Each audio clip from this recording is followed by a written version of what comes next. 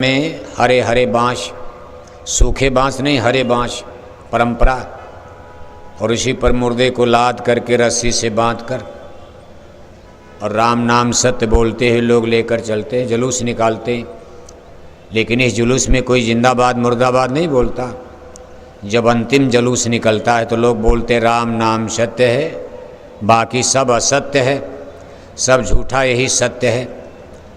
अब लालो बढ़ई वही अर्थी बना रहे थे। अब अर्थी ज्यों ही बनकर तैयार हुई तब तक लालो बढ़ई के घर से एक आदमी दौड़ता हुआ आया। अरे कहा, आपका लड़का तो मकान की छत से गिरा और पता चला मर गया। लालो बढ़ई ने कहा, ठीक है अर्थी, मैंने बना दिया, आप लेकर के चलो, कफन दफन करो। और मैं अभी गुरुद्वारे से एक साधु जी आए, हमारे सत्संगी, इनसे मैं बात करके अभी आता हूँ। अब लालो बढ़ई ने अर्थी तो उस आदमी को दे दिया, चलो कफन दफन करो। साधु जी सब तमाशा देख रहे। जब वो आदमी अर्थी लेके चला गया तो लालो बढ़ई ने साधु जी से कहा, हाँ अब आप बताइए आपका प्रश्न क्या। तो साधु जी ने कहा, अरे भाई मेरा सब प्रश्न तो गड़बड़ हो गया, मेरी ये नहीं समझ में आया, तो नया प्रश्न खड़ा हो गया। मेरे अंदर एक बहुत बड़ा संशय पैदा हो गया है। क्या आप जानते थे कि आपका लड़का मर जाएगा? क्योंकि सूचना तो अभी आई है कि लड़का मकान से गिरा और मर गया, और आप अर्थी पहले बना रहे थे। तो लालो बढ़ई ने कहा, भाई गुरु की मौज, मैं तो नहीं जानता, लेकिन गुरु की मौज। अब देखो, मौज वाले का गुरु का भाड़ा। भाई जो मौज है, जो होना था हो गया गुरु की मौज से। साधु जी ने कहा, भाई ये कौन सी मौज है? गुरु की ये कौन सी मौज है? एक ही बेटा है आपका, घर में बहू आई विधवा हो जाएगी, शादी अभी शादी भी नहीं हुई थी। कहा नौजवान बेटा मर गया, कोई बच्चा भी नहीं पैदा हुआ। ऐसी मौज? क्या सदगुरु के दरबार में ऐसी भी मौज होती है? क्या भक्ति इसीलिए किया जाता, ऐसी मौज लेने के लिए? अरे मौज का मतलब तो सुख होना चाहिए, और अगर दुख भी आए तो थोड़ा, इतना बड़ा दुख, एक ही बेटा, और अभी साल भर भी शादी हुए नहीं हुआ, और नौजवान बेटा मर गया, और आप आराम से अर्थी बना रहे हो और कह रहे भाई गुरु की मौज। तो लालो बढ़ई ने कहा, भाई देखो मौज ही सबसे बड़ी चीज़ है, और गुरु की मौज में ही दया है, कृपा है, आनंद है। बाकी तो जन्म मरण तो चलता रहेगा, कोई होगा। और साधु जी आप पर भी गुरु महाराज की मौज होने वाली। साधु जी ने कहा, मेरे ऊपर क्या मौज होगी? तो लालो बढ़ई ने कहा, देखो सामने जंगल में वो जो मोटा पीपल का पेड़ दिखाई दे रहा है, परसों उसी पर आपकी फांसी होने वाली। साधु जी ने कहा, तो बाबा माफ़ करो, ऐसी मौज हमको नहीं चाहिए, मैं ऐसी मौज कतई नहीं चाहता हूँ। ये कौन सी मौज और दया है? साधु जी अपना डेरा डंबर लोटा सोटा उठाए, बात है, और मैं यहाँ से भाग जाता हूँ। अब देखो वहाँ से भगे, दिन भर भगे, रात भर भगे, अगले दिन फिर भगे। भागते भागते सोचे चलो कई किलोमीटर कोस मैं दूर भाग जाऊँगा, न पेड़ मिलेगा न फांसी होगी। साधु जी भागते भागते जब शाम हुई तो थक गए, सोचा चलो कहीं आराम कर लिया जाए। अब एक तो उनको गहरी नींद आ गई, आराम करने लगे। भोर में जल्दी उठ गए, कहा एक दिन का और समय, चलो और भाग लें, इतना दूर भाग जाएं कि हमको मौत की शहजादी भी न खोज पावे, वो पीपल का पेड़ हमसे इतना दूर हो जाए कि लोग हमको ले जाना भी चाहें तो न ले जा सकें। अब देखो जब सुबह उठे तो उनको दिशा भ्रम हो गया। जैसे आदमी कभी कभी रिश्तेदारी जाता है तो मालूम पड़ता सूरज पश्चिम में है, सूरज निकलता है पूरब में, और लगता भाई आज पश्चिम में निकल गया। साधु का अनजान रात में पहुँचे थे उस जंगल में। अब जब सोकर सुबह उठे तो दिशा भ्रम हो गया। अब वो सोचे कि हम उसी दिशा में भाग रहे जिस दिशा में कल भागे, उसी दिशा में आज भी भाग रहे, लेकिन दिशा उनकी उल्टी हो गई। जिधर से भागे थे उसी दिशा में फिर वापस दौड़े। अब एक दिन पहले जितना वो चल कर गए, अगले दिन शाम तक भागकर उसी गांव के करीब आ गए। लेकिन चूंकि अनजान एरिया जंगल था, आज की तरह से सड़क वगड़क तो थी नहीं, बिल्कुल जंगल एरिया। आते आते रात हो गई तो उन्होंने सोचा अब तो हम डबल यानी दूना मंजिल तय कर लिए, लेकिन उनको ये नहीं पता जितना कल गए उतना ही हम वापस आ गए। चूँकि रात का समय, एक जंगल दिखाई पड़ा, पेड़ के नीचे आराम से सो गए। अब साधु बेचारे उसी पीपल के पेड़ से थोड़ी ही दूर पर एक पेड़ के नीचे बिल्कुल थके मादे सो गए। रात के समय उस इलाके में एक जगह सेठ जी के यहाँ डाका पड़ गया। अब ये देखो सत्य घटना, गप नहीं है, गुरु नानक जी की सत्य घटना है। एक सेठ जी के यहाँ बगल के गांव में डाका पड़ गया। चोरों ने माल को लूटा, सब गहना सोना चांदी तिजोरी बक्सा। अब जहाँ साधु जी सो रहे थे घर घों, इतनी गहरी नींद, उनको कुछ पता भी नहीं, इतनी गहरी नींद में ये चोर वहीं बगल में अपना लाकर माल। अब इधर देखो सुबह जब गांव वाले उठे, हल्ला मचा, सेठ जी के घर में चोरी हो गई, सेठ जी के घर में चोरी हो गई। अब उसी गांव में चोरी हुई है, लालो बढ़ई के ही गांव में, वही गांव।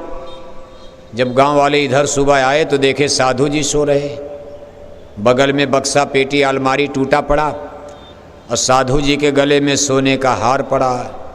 सेठ जी को बुलाया गया, उन्होंने अपना हार पहचान लिया। अरे कहा भाई ये तो मेरा ही हार है।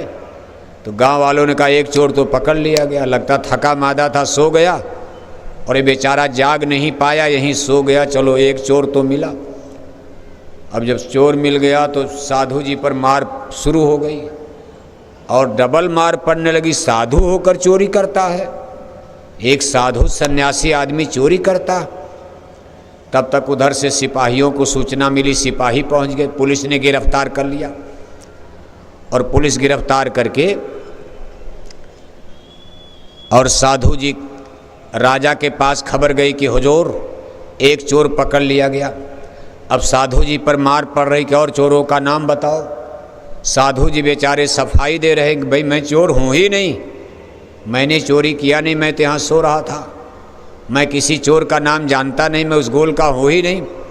लेकिन अब जब माल पकड़ा गया, उनके गले में माल मिल गया सोने का, तो लोग विश्वास, भाई झूठ बोल रहे हैं। साधु होकर झूठ बोलता, 2 थप्पड़ और पड़ता था। साधु होकर चोरी भी करता और साधु सन्यासी होकर झूठ भी बोल रहा।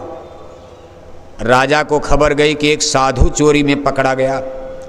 राजा ने कहा साधु भी चोरी कर लिया, इसको तुरंत फांसी पर लटका दो।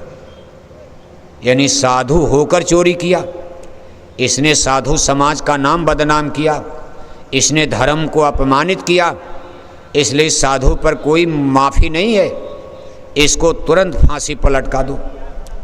अब देखो वही पेड़, सामने वही पीपल का पेड़ था, फांसी का फंदा उस पर लटक गया और साधु जी उस पर चढ़ने के लिए अब ले गए पुलिस पकड़कर। तो इसका फांसी का नियम होता, अंतिम इच्छा पूछी जाती। साधु जी से पूछा गया भाई आपकी कोई अंतिम इच्छा, किसी से मिलना जुलना? तो जब पीपल का पेड़ साधु ने देखा तब उनको होश आया, रे तो वही पीपल का पेड़। सामने देखे, दिन निकल गया तो लालो बढ़ई का गांव। साधु जी को होश आ गया तो धोखा हो गया, मैं तो उसी गांव में पहुंच गया जहां लालो बढ़ई रहते थे और ये वही पेड़ है जिसको लालो बढ़ई ने हमको दिखाया था। तो जब पुलिस वालों ने कहा भाई कोई अंतिम इच्छा किसी से मिलना, तो साधु जी ने कहा मेरी कोई इच्छा है, न मेरे बेटा न बेटी न घर न मकान न बीबी न बच्चे न कोई मिलना जुलना नहीं, न कोई इच्छा है। बस एक ही मेरी इच्छा है कि इस गांव में एक लालो बढ़ई रहते, एक बार आप हमसे उन्हीं से मिलवा दीजिए। लालो बढ़ई को बुलाया गया। लालो बढ़ई साधु जी को देखकर मुस्कराने लगे। लालो बढ़ई मुस्करा रहे और साधु देख करके टप टप आंसू गिर रहा। साधु लालो बढ़ई को देखकर रो रहे और लालो बढ़ई मुस्करा रहे। अरे कहा साधु जी आप पकड़ लिए गए, अब तो फांसी पर चढ़ना पड़ेगा। तो साधु जी ने कहा भाई लालो बढ़ई, किसी तरह से गुरु साहिब से प्रार्थना कर दो मेरे लिए, क्योंकि मैं जानता हूँ कि आप गुरु भक्त हो और आप गुरु के प्यारे हो, साधक हो, भजनानंदी हो। आपकी शक्ति ताकत को मैंने समझ लिया। आपकी प्रार्थना जरूर मेरी तो नहीं होगी। मेरे जैसे दुष्ट आदमी जिसने गुरु पर विश्वास ही नहीं किया, मैं भाग कर सोच रहा था बच जाऊंगा। मेरा तो गुरु पर विश्वास नहीं था, लेकिन भाई आपका विश्वास है, बेटा मर गया फिर भी आपको गुरु पर विश्वास, और मैं फांसी के डर के मारे भाग रहा था। तो लालो बढ़ई एक बार प्रार्थना, गुरु महाराज हमको अगर बचा लें तो मैं भी मौज में अब आगे रहना सीख लूँगा। तो लालो बढ़ई ने कहा देखो प्रयास करता हूँ, मौज तो मौज है, अगर मौत ही आ गई कोई क्या करेगा साधु जी। गुरु की मौज है, मौत ही तो मौत, लेकिन फिर भी मैं प्रार्थना करता हूँ। लालो बढ़ई ने गुरु महाराज का ध्यान किया। तब तक एक पुलिस उधर से दौड़ता आया। अरे कहा भाई सही चोर फला गांव में पकड़ लिए गए, और चोरों ने कह दिया है, चोरों ने बयान दिया कि जिस साधु को आप लोगों ने पकड़ा है वो वास्तव में चोर नहीं है, वो तो हम लोगों ने उसके गले में सोने का हार डाल दिया था। उस बेचारे को फांसी पर मत लटकाना, सही चोर हम लोग हैं। तो राजा के पास सूचना गई। राजा ने कहा भाई तब साधु ये तो बड़ा बुरा हो गया होता, हमसे बड़ा पाप हो जाता कि मेरे राज में एक निर्दोष साधु को अगर आज फांसी हो जाती तो हमको बहुत बड़ा पाप लग जाता। चलो बच गए। राजा ने चोरों को भी छोड़ दिया, कहा आप लोगों ने एक साधु का जान बचाकर मुझको पाप से बचा लिया। सही आपने स्वीकार कर लिया कि हम लोग चोर हैं, साधु चोर नहीं है। उन चोरों की भी छुट्टी हो गई। इधर साधु जी को भी फांसी के फंदे से तुरंत उतारा गया। अरे कहा भाई इनको फांसी पर मत चढ़ाना, रोको रोको। इसके बाद साधु जी लालो बढ़ई का चरण पैर पकड़ लिया। अरे कहा लालो बढ़ई आज आपने दया न किया होता तो मैं तो बिना मेहनत के मारा जाता, बेकसूर बेगुनाह। इतने जूते चप्पल मेरे ऊपर परसे हैं, इतना लोगों ने डंडा बजाया, जो आया सो मारा मुझको। साधु होकर चोरी करता, मैं सफाई दे रहा, लेकिन जो आता था वही डंडा बजाया। साधु होकर चोरी करता, साधु होकर के चोरी डाका डालता, और मैं फांसी पर भी चढ़ गया होता, लेकिन आपकी दया ने, आपकी प्रार्थना ने गुरु साहिब के दरबार से मुझे बचा लिया। दोनों लोग देखो निकल गए। लालो बढ़ई और साधु जी चले।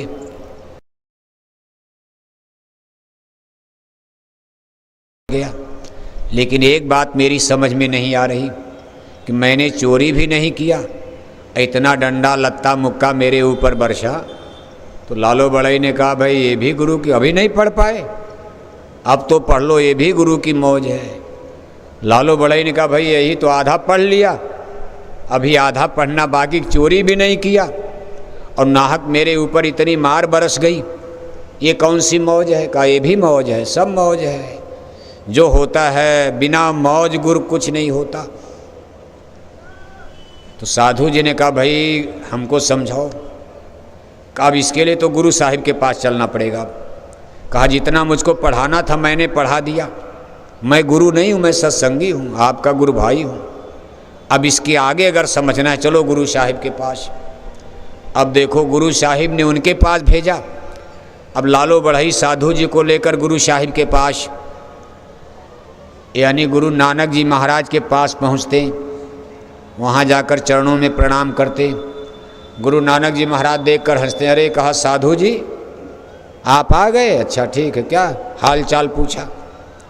साधु जी ने कहा गुरु साहिब आधा पढ़ लिया, लालो बढ़ई ने आधा तो पढ़ा दिया, लेकिन गुरु की दया तो समझ में आ गई कि गुरु की दया हो जाए तो आदमी फांसी से भी बच जाता, सामने मौत भी हार जाती। ये पाठ तो मैंने पढ़ लिया, लेकिन अभी गुरु की मौज वाला पाठ, मेरे ऊपर इतना डंडा बरसा, इतना डंडा बरसा, मैंने चोरी भी नहीं किया, नाहक में मैं बेगुनाह बेकसूर मारा गया। और लालो बढ़ई कहते ये भी गुरु की मौज है। तब गुरु नानक जी महाराज ने कहा बेशक लालो बढ़ई सही कहते, ये गुरु की मौज और इसको मैं समझाता हूँ। तब गुरु साहिब ने कहा देखो तुम पिछले जन्म में एक बहुत बड़े बादशाह थे। देखो उस साधु को बता रहे हैं तुम पिछले जन्म में एक राजा थे, लेकिन एक बर्बर राजा थे, दुष्ट राजा, अत्याचारी राजा। तुमने कितने औरत कितने बच्चे, लड़ाई में युद्ध में तुम औरतों बच्चों को भी मार डालते थे राजपाट के लिए। अब यह है कि किसी जन्म का पुण्य जागा, तुम फिर मनुष्य बन गए, साधु बने, सन्यासी बने, लेकिन पिछले जन्म का ये पाप का बोझा तुमको नरकों में जाना पड़ता। लेकिन आज तू मेरी संगत में आ गया, जिस चीज़ के लिए तुमको कई जन्म नरक भोगना पड़ता, मैंने तेरे कई जन्मों का ये पापों का बोझा एक एक जूता चप्पल डंडा मार मार कर कितने लोगों ने तेरे कर्मों का भुगतान कर दिया, एक एक सूली का कांटा हो गया। नहीं तो नरक में तू कितना जलाया जाता, मारा जाता, काटा जाता। नहीं नरकन में अति दुख पई हो, अगिन कुंड में छिन छिन दही हो, वही विपदा में कौन सहाई, सदगुर साथ किया ना भाई, बिना सदगुर बिना न कोई बाँचे, नाम बिना 84 नाचे। इसलिए तेरे ऊपर मौज हो गई, दया हो गई। तेरे इस भारी पापों की गठरी को एक एक डंडे बजाकर, जूता बजाकर, चप्पल मारकर, मुक्का मारकर तेरे पाप उतर गए कई जन्मों का।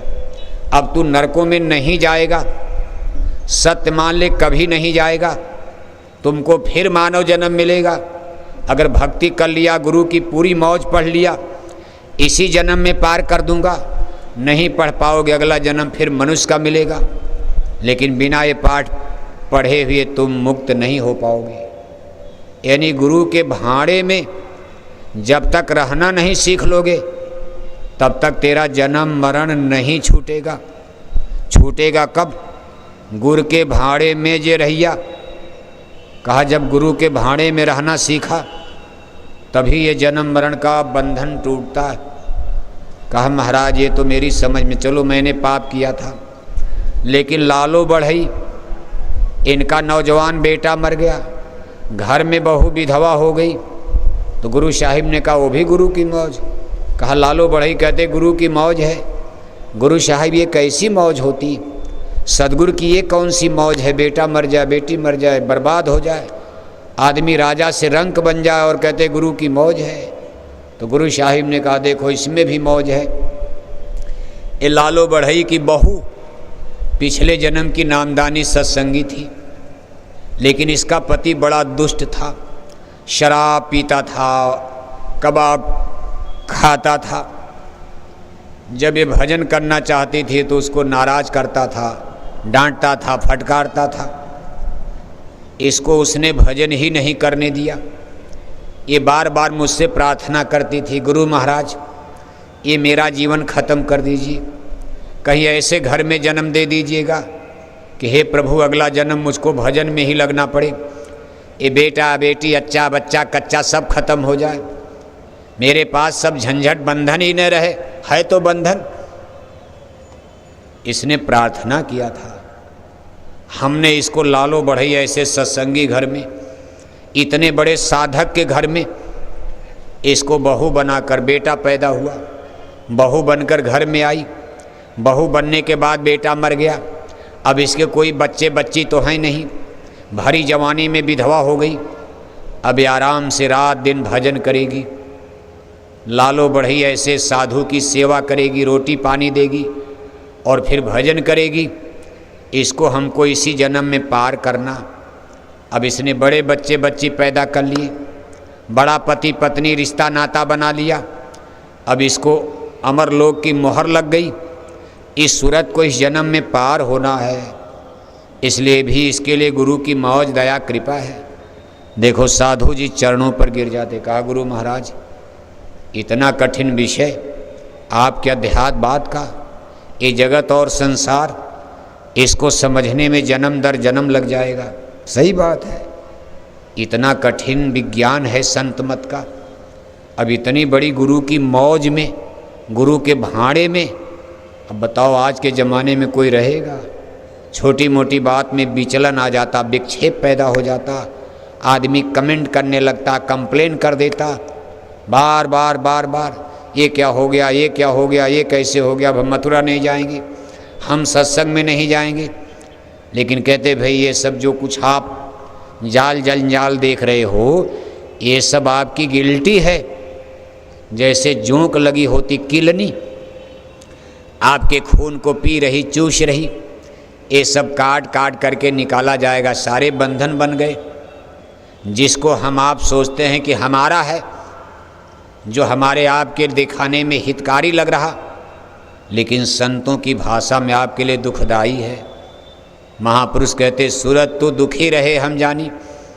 जब यहाँ संत पधारे, उन्होंने सत्संग जारी फरमाया। अपने सत्संग में जीवों को समझाते हैं सूरत को ही समझाना। सूरत ही तो असली चीज़ है। हाड़ मांस की शरीर तो पिजड़ा है, ये सुनता है। अभी आत्मा निकल जाए डेड हो जाएगा। आँख का देखना बंद, कान का सुनना बंद, जबान का बोलना बंद है, हाथ पैर की क्रिया बंद है। जमीन पर गिर गया, सुन्न मुन लोग कहेंगे डेड बॉडी, मुर्दा हो गए, बेकार हो गए। अब मुर्दा कोई सत्संग सुनेगा? आत्मा ही तो सुनती है। अब उसी को संतों ने सूरत कहा है तो असली सूरत। इसका सतलोक में स्थान था सूरत का। गगन मंडल त्रिकुटी देश में उतर करके आई। जिस दिन उतरी थी बड़ा तेज था इसके अंदर। कहा खोडस भानु जाशे, सूरत चली सतलोक से, आय फंसी जमजाल, जन्म मरण में पिल रही। जिस दिन इसको सतलोक से निकाला गया माने ज़बरदस्ती नहीं, बड़े गाजे बाजे के साथ। जैसे कोई बहू को शादी में, ब्याह में, गवन में बढ़िया कपड़े गहने वहने पहना कर आजे गाजे के साथ आप विदाई करते हो, ऐसे जिस दिन सुरतों ने सतलोक को छोड़ा, उस दिन इनको शब्द की डोली में, शब्द का ही गहना, शब्द की ही डोली, शब्द का ही जहाज, शब्द का ही कपड़ा, शब्द का ही सब कुछ श्रृंगार आभूषण करके इसको सतलोक से विदा किया, विधि विधान से। ये नहीं कि जबरदस्ती ठेल के निकाल दिया, आउट गेट आउट, ऐसा नहीं था। कहा खोडस भानुजाश, कितनी ये सुंदर, कितना तेजवान। कहा खोडस माने 16, भानु माने सूरज। का उस समय हर सूरत के अंदर उस दिन 16 सूरज का प्रकाश था। 16 जितने लोग बैठे हो, आप ही नहीं, हिंदू मुसलमान, राजा रंग अमीर गरीब, आदमी ही नहीं, गाय बैल कुत्ता बिल्ला कीड़ा मकोड़ा पशु पक्षी, जितनी जन्म जोनियाँ देख रहे हो, सबके अंदर स्पिरिट और आत्मा सिचुएटेड है। सबके अंदर उस दिन 16 सूरज का प्रकाश था, जिस दिन ये लेकर सतलोक से निकली थी। लेकिन धीरे धीरे कितना ब्रीफ कर दिया, कैसे ब्रीफ किया, क्यों कर दिया? इतना बड़ा धोखा कौन करेगा? कोई मतलब होगा। जैसे किसी के बच्चे को कोई चुराता है, उसकी आंख पर पट्टी बांध दी जाती, अपहरण करता कोई पट्टी बांध दिया, अब उसको दिखाइए नहीं पड़ा, कार मोटर में बैठा लिया और लेकर 10-20 किलोमीटर में घुमाएगा, दिन भर घुमाएगा। उसको लगे हम कई 100 किलोमीटर आ गए, अब उसको तो दिखाइए नहीं दे रहा, वहीं घुमा करके और रात में ले जाकर एक कमरे में बंद कर दिया। और उसके घर उसके माता पिता को फ़ोन करेगा कि 20 लाख लेकर फला जगह आ जाओ, वरना हम आपके बच्चे का कत्ल कर देंगे, मर्डर कर देंगे। माँ बाप बेचारे बेचैन हो जाते हैं। ऐसे सूरतों को किसने अंधा बना दिया कि 16 सूरज का प्रकाश, और आज देखो एक दिया लालटेन का प्रकाश नहीं है। आज आप आंख बंद करते हो, आंख खोलकर तो कुछ देख भी रहे हो, आंख बंद कर लिया तो जो दिखाई दे रहा वो भी खत्म हो जाता है। अब दिखाई भी वही प्रकाश आप खोज रहे हो। जो चीज़ आपकी छूट गई उसी को खोजने की विधि सदगुरु बताते हैं। कहा भाई आज भी वो ज्वलंत है, मणि जल रही, राम नाम मणिदीप धर, जी है दे हरिद्वार, स्वामी भीतर बाहरो, जो चाह सुजियार। कहा राम नाम मणि, जी माने आत्मा, देहरी माने दरवाजा। कहा भाई आत्मा के दरवाजे पर आज भी चिदाकाश में राम नाम बड़ी प्रज्वलित है। बस बीच में बादल आ गए, बस फर्क यही है, बीच में बादल आ गए, धुंध आ गया, कोहरा छा गया, राम नाम बड़ी उधर रह गई, प्रकाश पुंज है, और सूरत बेचारी उधर से संपर्क टूट गया, शब्द का आधार टूट गया। और देखिए अंधी बहरी हुई कर्मों का आवरण, कैसे इसको ब्रीफ कर दिया, कर्मों के जाल में तमाम पर्दे डाल दिए गए। कुछ तो पर्दे डाले, जो बच्चा कोचा था कर्मों का बंधन डाल दिया। पर्दे कितने डाले, गगन मंडल त्रिकुटी में देखो कई मंजिल नीचे जब ले आए, भंवर गुफा पर लाए, भंवर गुफा नाका सतलोक से नीचे जब उतारा, कहा सूरज चली सतलोक से, सतलोक से अब नीचे उतर रही है, और पहला पड़ाव इसका भंवर गुफा, वहाँ मुद्दत तक रखा है, थोड़े दिन नहीं मुद्दत तक रखा। इसके बाद एक दिन फिर धीरे से नीचे उतारा और ले आए 10वां द्वार में, वहाँ भी मुद्दत तक रखा, फिर उसके नीचे उतार करके यानी गगन मंडल त्रिकुटी में ले आए। इसको ब्रह्म पुरुष का देश, पुरुष प्रकृति का देश कहा जाता, यानी ब्रह्म और माया का देश कहा जाता। अब देखो यहाँ कई मुद्दत तक रखा, अब यहीं पर मन लगा दिया गया, मन। अब एक मन की बात हम आती है आत्मा के इतिहास में, गगन मंडल त्रिकुटी देश में यहाँ मन की उत्पत्ति, मन की फैक्ट्री है, बनाते तो सब वही हैं। कहा करें करावें भंजें सोई, उमा राम गत लखन, कोई उनके अलावा कोई कुछ नहीं कर सकता।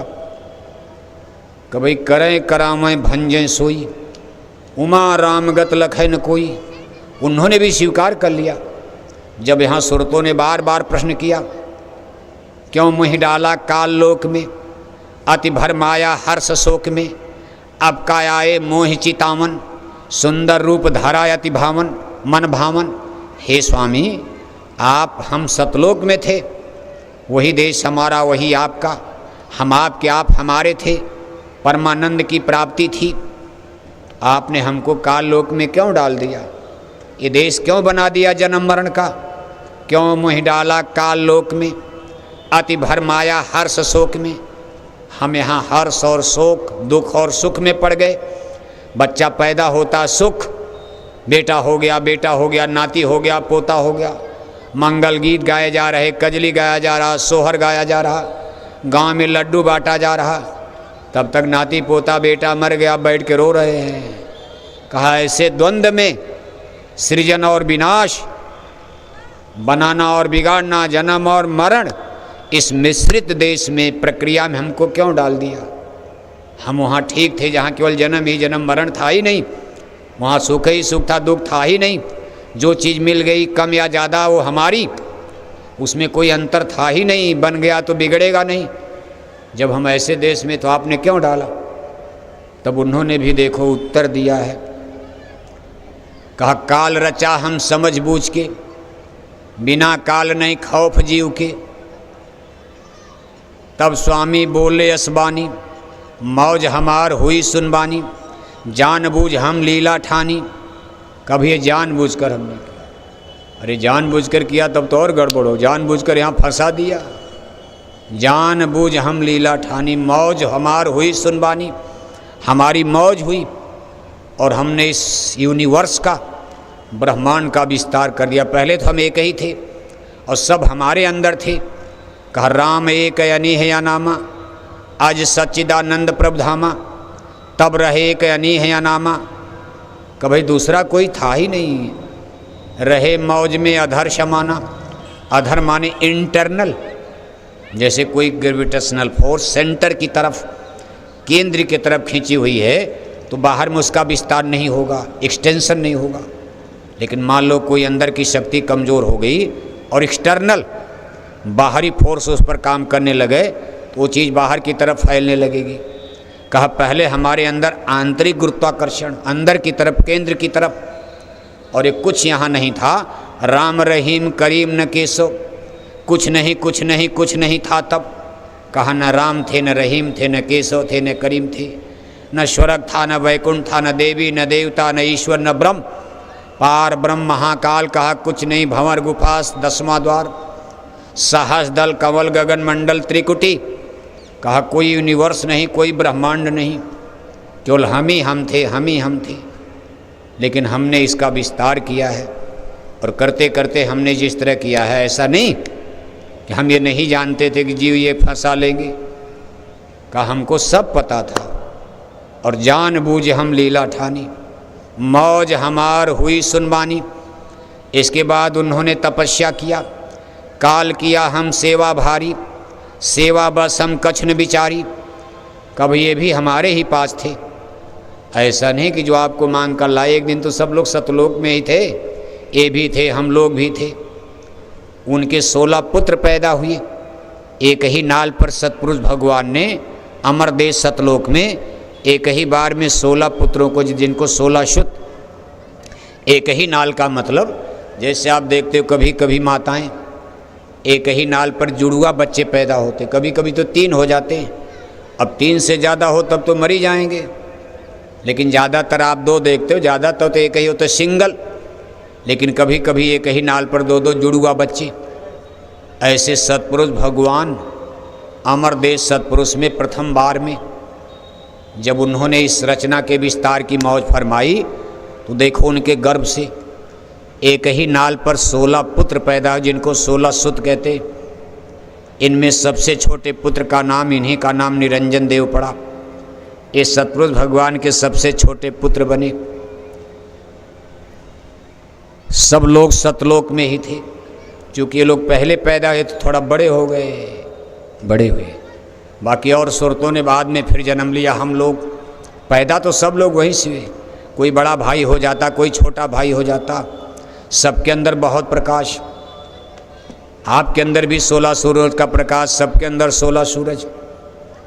कभी इन्होंने 16 पुत्रों को जन्म दिया। सब लोग आराम से सबको रात दे दिया सतलोक खंड में। वहाँ कोई विनाश और प्रलय की बात नहीं, सबको रात का, किसी का राज खत्म नहीं होगा। लेकिन जो सबसे छोटे पुत्र थे, इन्होंने कहा नहीं नहीं, ये सादा सादा राज अच्छा नहीं लगता। कहा रचना रचूं और मैं न्यारी, ये रचना मुँह लगे न प्यारी। आपकी सादी सादी सफ़ेद रचना है, सब कुछ शब्द ही शब्द का खेल।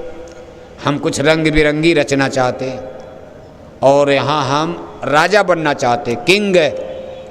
यहाँ तो आप राजा रहोगे, हम लोग आपके राजकुमार। अब राजकुमार मतलब जैसे राजा के यहाँ बच्चा पैदा होता था, राजकुमार, राजपूत, राजपुत्र। अब बच्चा तो सबके घर में पैदा होता, लेकिन गरीब के घर में तो कहोगे भाई बच्चा पैदा हो गया। राजा रानी के घर में बच्चा पैदा, भाई राजकुमार पैदा हो गए। सोने के चम्मच से पानी, बच्चे तो बच्चे हैं। जितना राजा रानी को खुशी है, उतना एक गरीब ठेला खींचने वाले को भी बेटा पैदा हुआ, खुशी वही है। लेकिन उसके जेब में पैसा कम है, 1 किलो लड्डू बांट देगा। राजा के घर में बच्चा पैदा होगा, पूरे राज को लड्डू पूड़ी बांटा जाएगा। खुशी में कोई फर्क नहीं, लेकिन पैसा ही नहीं है। अब वहाँ राजपूत कहा जाएगा, राजकुमार कहा जाएगा। राजा मरेंगे वही राजा बनेगा। सतलोक में ऐसी संभावना नहीं थी, क्योंकि सतपुरुष भगवान स्वयं अमर हैं। इसलिए इन लोगों को रात तो दिया, लेकिन पिता की गद्दी पर बैठने का कोई चांस नहीं था, क्योंकि सतपुरुष यहाँ तो राजा मर जाएंगे, राजा के बाद राजकुमार बेटे गद्दी पर बैठ जाएंगे, राजा बन जाएंगे, राजकुमार से राजा। लेकिन सतलोक में नो चांस, सतलोक में ऐसी कोई संभावना नहीं। 16 पुत्रों को रात दे दिया, भाई चलो। इसके बाद सुरतों को भी दे दिया, ये चलो। लेकिन जन्म मरण नहीं का, कोई जन्म मरण वहाँ नहीं है। निर्मल चैतन्य देश उस एरिए को बोलते। इसमें 4 खंड आते, 4 लोग, 4 मंडल, बड़े बड़े। उनका कोई पैमाइश नहीं, नाप जोख नहीं। पहला तो वही पुरुष हैं कुल मालिक महाप्रभु, जो सबसे पहले थे, जिनको अनामी महाप्रभु कहा जाता। दूसरे नंबर पर आते हैं अगम पुरुष, तीसरे नंबर पर अलग पुरुष, और चौथे नंबर पर सतपुरुष भगवान। ये 4 मंडल मुकाम निर्मल चैतन्य देश है। ये रचना का प्रथम खंड माना जाता। इसके नीचे ब्रह्मांडी रचना है, जिसमें प्रलय भी अपना खेल दिखा देती। ये नीचे की रचना सतपुरुष भगवान की मौत से हुई है। इनके 16 पुत्र, आराम से राजपाट सब चल रहा। हम लोग भी वहाँ खेल रहे कूद रहे, न कोई जन्म न कोई मरण न कोई दुख न कोई तकलीफ। लेकिन इन्होंने ही बखेड़ा खड़ा कर दिया, कभी ये राज हमको सुहाता नहीं है, आपका देश में हमको बहुत आनंद नहीं आता। अब चूँकि ये सबसे छोटे पुत्र थे, आप यहाँ भी देखते हो कि माँ बाप के कई बेटा बेटी होते, सबसे छोटे पुत्र पर थोड़ी ज़्यादा ममता भी कुछ होती, यहाँ भी होती है, होती है। छोटा बच्चा गलती करे, बड़ा अगर मार दे तो माँ बाप बड़े वाले को ही डांटेंगे, क्यों उसको मार दिया तूने, जबकि जानते हैं कि उसने गलती किया। अब इस सतलोक में कुछ हरकतें प्रारंभ होती, लेकिन इस सतपुरुष भगवान के सबसे छोटे पुत्र बड़े प्यारे, बड़े दुलारे, लाड़ प्यार में पले पोषे और इतना सुंदर भी थे। ये 16 पुत्रों में सबसे सुंदर, इनका नाम आगे श्याम सुंदर पड़ेगा। संतों ने तो इनको काल ब्रह्म घोषित कर दिया, काल। लेकिन भक्तजन इनको देखो, इतनी जगत में इनकी महिमा गाई गई, श्याम सुंदर।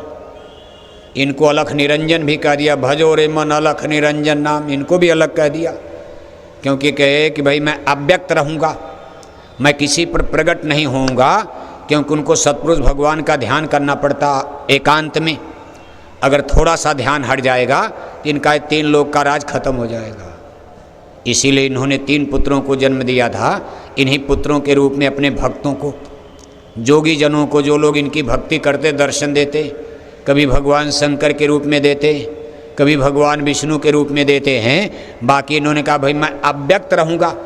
अव्यक्त माने हूँ, लेकिन मैं किसी को दिखाई नहीं दूंगा, मुझे कोई पा नहीं सकता। अपनी अष्टांगी देवी इसका दरवाजे पर बैठ जाओ, देवी को पता है, जो इनकी अष्टांगी देवी हैं इनको पता है कि पुरुष कहाँ बैठे हैं, स्वामी कहाँ बैठे हैं। बराबर इनसे वार्तालाप होता, इंटरनेट कंप्यूटर चलता रहता, देखना सुनना, लेकिन पुत्रों को नहीं पता दिया। अपने 3 पुत्रों को, ब्रह्मा विष्णु शिव को देखो, कोई जानकारी ये नहीं दे पाए। अपने पुत्रों को भी आज तक भेद नहीं दिया। लेकिन अष्टांगी देवी उन्हीं पुत्रों को लेकर यहाँ राजपाट में उलझा दिया सबको। हम लोग भी उलझ गए, लोग भी उलझ गए, सब उलझ गए। इन्होंने ही देखो खेल किया। तो सतपुरुष भगवान कई बार समझाए, कहा क्यों बवाल करते हो, तुम भी दुखी हो। लेकिन अब जो होना था, अगर उन्होंने ये बात कह दिया कि जानबूझ हम लीला ठानी, मौज हमार हुई सुनबानी, और काल रचा हम समझ बूझ के, बिना काल नहीं खौफ जीव के, का इनको कुछ तकलीफ में डालना जरूरी था। अब ये उनकी बाणी हो गई, संतों ने बयान किया। संत माने सतपुरुष, संत माने कोई हाड़ माश नहीं। जो संत अवतार यहाँ होते हैं, कहा सतपुरुष ने धारा रूपा, संत स्वरूप भय जग भूपा, परम पुरुष अनामी स्वामी, धारा नर रूप जगत में, गुरु है जीव चेताए, जो जो माना बचन समझ के उनको संग लगाए। यानी वो खुद आकर के बयान देते, एविडेंस हमारे आपके बीच में गवाही दे रहे, देना पड़ेगा, सुरतों के सामने बयान देना पड़ेगा। अगर वो पूछ रहे कि क्यों मुँह डाला काल लोक में, अति भरमाया हर्ष शोक में, कोई न कोई कारण तो बताना पड़ेगा। भाई क्या हमने पाप कर दिया, हमसे क्या गलती हो गई, कर्म में तो आज हम फंसे, पाप पुण्य का कानून तो यहाँ बनाया गया, लेकिन हमने सतलोक में कौन सी भूल किया था, क्यों मुँह डाला काल लोक में, अति भरमाया हर्ष शोक में। और अगर हमको डाल दिया, हम अपने देश को भूल गए, यहीं जन्म मरण में हमारी नियति बन गई, जन्मना मरना हमारे भाग्य में है, हम तो आपको भूल ही गए हैं, जानते भी नहीं कौन हो आप। अब का आए मोह चितावन, सुंदर रूप धरा मन भावन। अब इतना मनमोहनी स्वरूप धारण करके आप मनुष्य शरीर में हमको क्यों चिताने आए। अब तो हम यहाँ जन्म मरण में कितने युग से इसी तरह चलते रहेंगे, गाय बनेंगे, बैल बनेंगे, कुत्ता बनेंगे, बिल्ला बनेंगे, कभी हिंदू बनेंगे, मुसलमान बनेंगे, राजा बन जाएंगे, रंक बन जाएंगे। ये जन्म मरण में कितने बीते चलते रहेंगे, हमको तो पता नहीं सतलोक कहाँ है, हम तो आपको भी नहीं जानते, सारी चीज़ भूल गई। सूरत देश अपना बिशराना, काल देश घर अपना जाना। लेकिन वो कहते भाई हम आपको छोड़ेंगे नहीं, हे सूरत हम आपको छोड़ेंगे नहीं, हम आपको लेने आ गए। हम आए वही देश है जहाँ तुम्हारा धाम, तुमको घर पहुँचाना एक हमारो काम। का जब हमने इनको वरदान में दिया और कहा काल लाए तन मन में घेरा, अब इनको काल कह दिया। पुत्र इन्हीं के, वरदान इन्होंने ही दिया, लेकिन देखो अब थोड़ा सा नाराज होकर इनको काल कहते हैं। संतों ने ही काल कहा है। दुनिया तो इनको भगवान मानती, ब्रह्म मानती। आज हिंदू धर्म में इनकी पूजा होती, इनको हिंदू लोग ईश्वर कहते। अच्छी तरह जान लो, इन्हीं को जिन्होंने आपको फंसाया है, सतपुरुष भगवान के सबसे छोटे पुत्र, इनको हिंदू धर्म में ईश्वर कहा जाता। इनको हिंदू लोग ठाकुर जी भी कहते, इनको हिंदू लोग सत्यनारायण स्वामी भी कहते, इनको हिंदू लोग त्रिलोकीनाथ भी कहते, इनको रामायण में व्यापक ब्रह्म निरंजन भी कहा गया। नाम असली तो निरंजन ही है, कहा व्यापक ब्रह्म निरंजन है, निर्गुण विगत विनोद है, सोयज भक्ति प्रेम बस, कौशल्या की गोद। ये तो अवतार लेते नहीं, लेकिन अपने परम पुत्र, प्रिय पुत्र भगवान विष्णु के रूप में ये समय समय पर अवतार लेते। कभी कभी प्रलय आती है तो शंकर के रूप में, शिव शंकर, जब विनाश का डमरू बजता, इस तरह से संसार में लीला करते रहते। अब इन्हीं को मुसलमानों के यहाँ खुदा कहा जाता। खुदा, मुसलमान कहते खुदा हाफिज, अल्लाह ताला खुदा रब्बुल आलमीन। मुसलमान भी इन्हीं पर फिदा हो गए।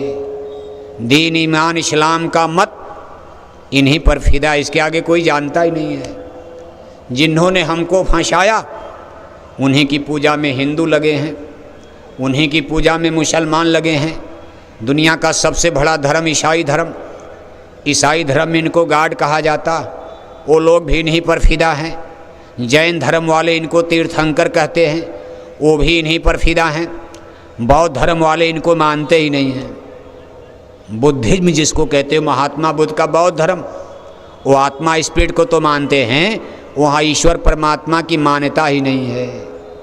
इसलिए बौद्ध धर्म को नास्तिक धर्म कहा जाता।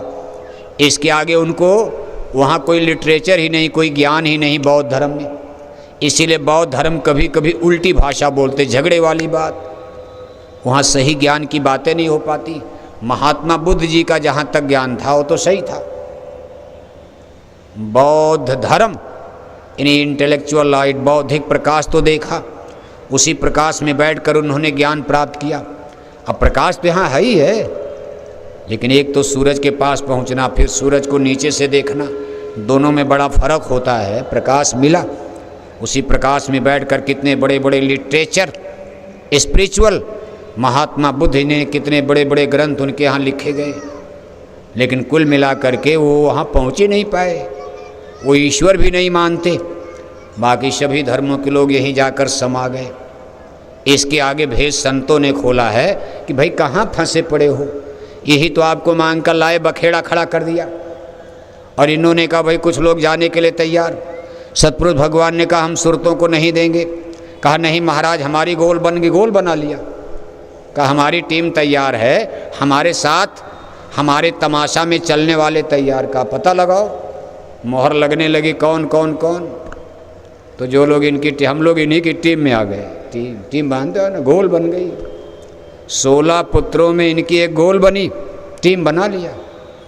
और जिस दिन सबसे पहले कौन जाएगा, कोई नहीं, सन्नाटा। कौन हाथ उठाएगा पिता के सामने? एक सूरत ने सबसे पहले हाथ उठा दिया, वही अष्टांगी देवी बनकर पैदा। कितनी सजा मिल गई, कितनी बड़ी सजा मिली, लेकिन कुल मिलाकर उन्होंने कबूल कर लिया कि भाई जानबूझ हम लीला ठानी, ये सब हमारी मौत से हुआ, चाहे जैसे भी हुआ हो। और फिर यहाँ मांग करके जब ले आए, कितनी तपस्या इनको करनी पड़ी, वो भी करवाया उन्होंने। और जब तपस्या करके ले आए, कहा भाई काल किया हम सेवा भारी, सेवा बस हम कछ न बिचारी। उसने तुमको मांगा हमसे, सौंप दिया हम सेवा बस में। काल लाए तन मन में घेरा, दुख पाए तुम बहुत घनेरा। तुमको दुख में देखा जब ही, मौज उठी हम आए तब ही। जब सुरतों ने पूछा आप हमको क्यों चिताने आ गए, अब तो हम लोग जन्म मरण में है ही हैं, रहने दीजिए। कहा नहीं नहीं, तुमको दुख में देखा जब ही, मौज उठी हम आए तब ही। कहा आपकी दशा देखकर, ऐसी दशा देख जीवन की, सत्य पुरुष की दया समान। कहते भाई सत्य पुरुष के चित्त में दया आ गई। ऐसी दशा देख जीवन की, सत्य पुरुष की दया समान।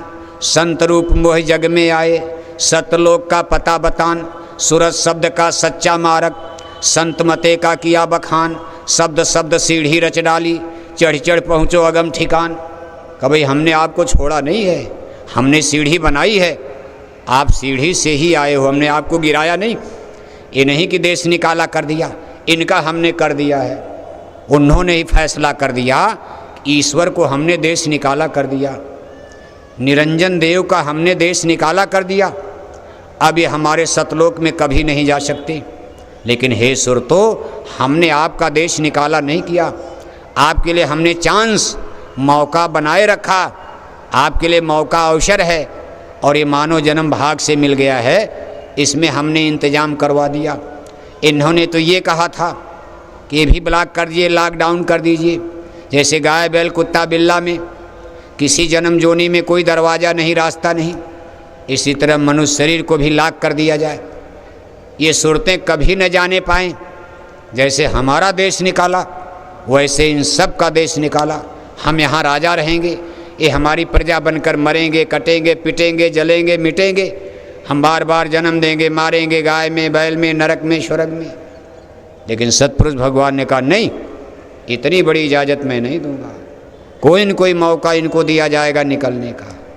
कभी हमने मौका दे दिया और हमने एक ऐसा पिंजड़ा बनवा दिया, हम शकल अपने आकार का, यानी जैसी उनकी शकल सूरज जैसा, जिसको मनुष्य शरीर कहा जाता, कि हमने एक ऐसा पिंजड़ा बनवाया जिसका दरवाज़ा खोला जा सकता, चिड़िया इसमें से निकल कर उड़ सकती, बाकी और दरवाजे में तो लॉक कर दिया, निकल ही नहीं सकता। गाय में बैल में कोई निकलेगा, कुत्ता बिल्ला कोई नहीं निकल सकता जीव, लेकिन मनुष्य शरीर में दरवाज़ा निकल सकता, पिंजड़े का मुंह खुल सकता। इसलिए हमने एक उपाय, एक सिस्टम, तरीका बनाया इस मनुष्य शरीर को, इसीलिए इसकी महिमा गाई गई। मिली नरदेह यह तुझको, बनाओ काम कुछ अपना, ना जाने का पुण्य उदय भय, मानुष देह धरी। क्या भाग जागा, मनुष्य शरीर मिल गया, बस यही मौका है।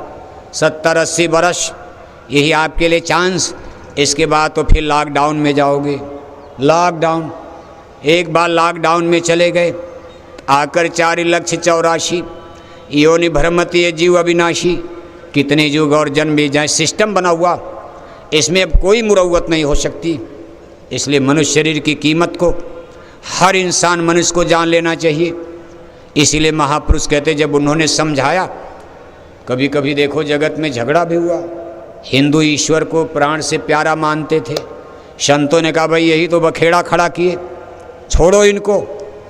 कहा भाई ये 3 लोग के नायक हैं, कर्ता धर्ता हैं। काल लाए तन मन में घेरा, काल दिया जीवन को धोखा, चौथे पद से सबको रोका, अपनी पूजा सब विधि गाई, जीव चले 84 राही। इन्होंने अपनी पूजा की विधि बनाकर पेड़ में, पौधे में, इसमें उसमें, कंकड़ पत्थर सब पुजवाया, और जहाँ आशा तहबासा, जिसको पूजा उसी में जन्म हो गया।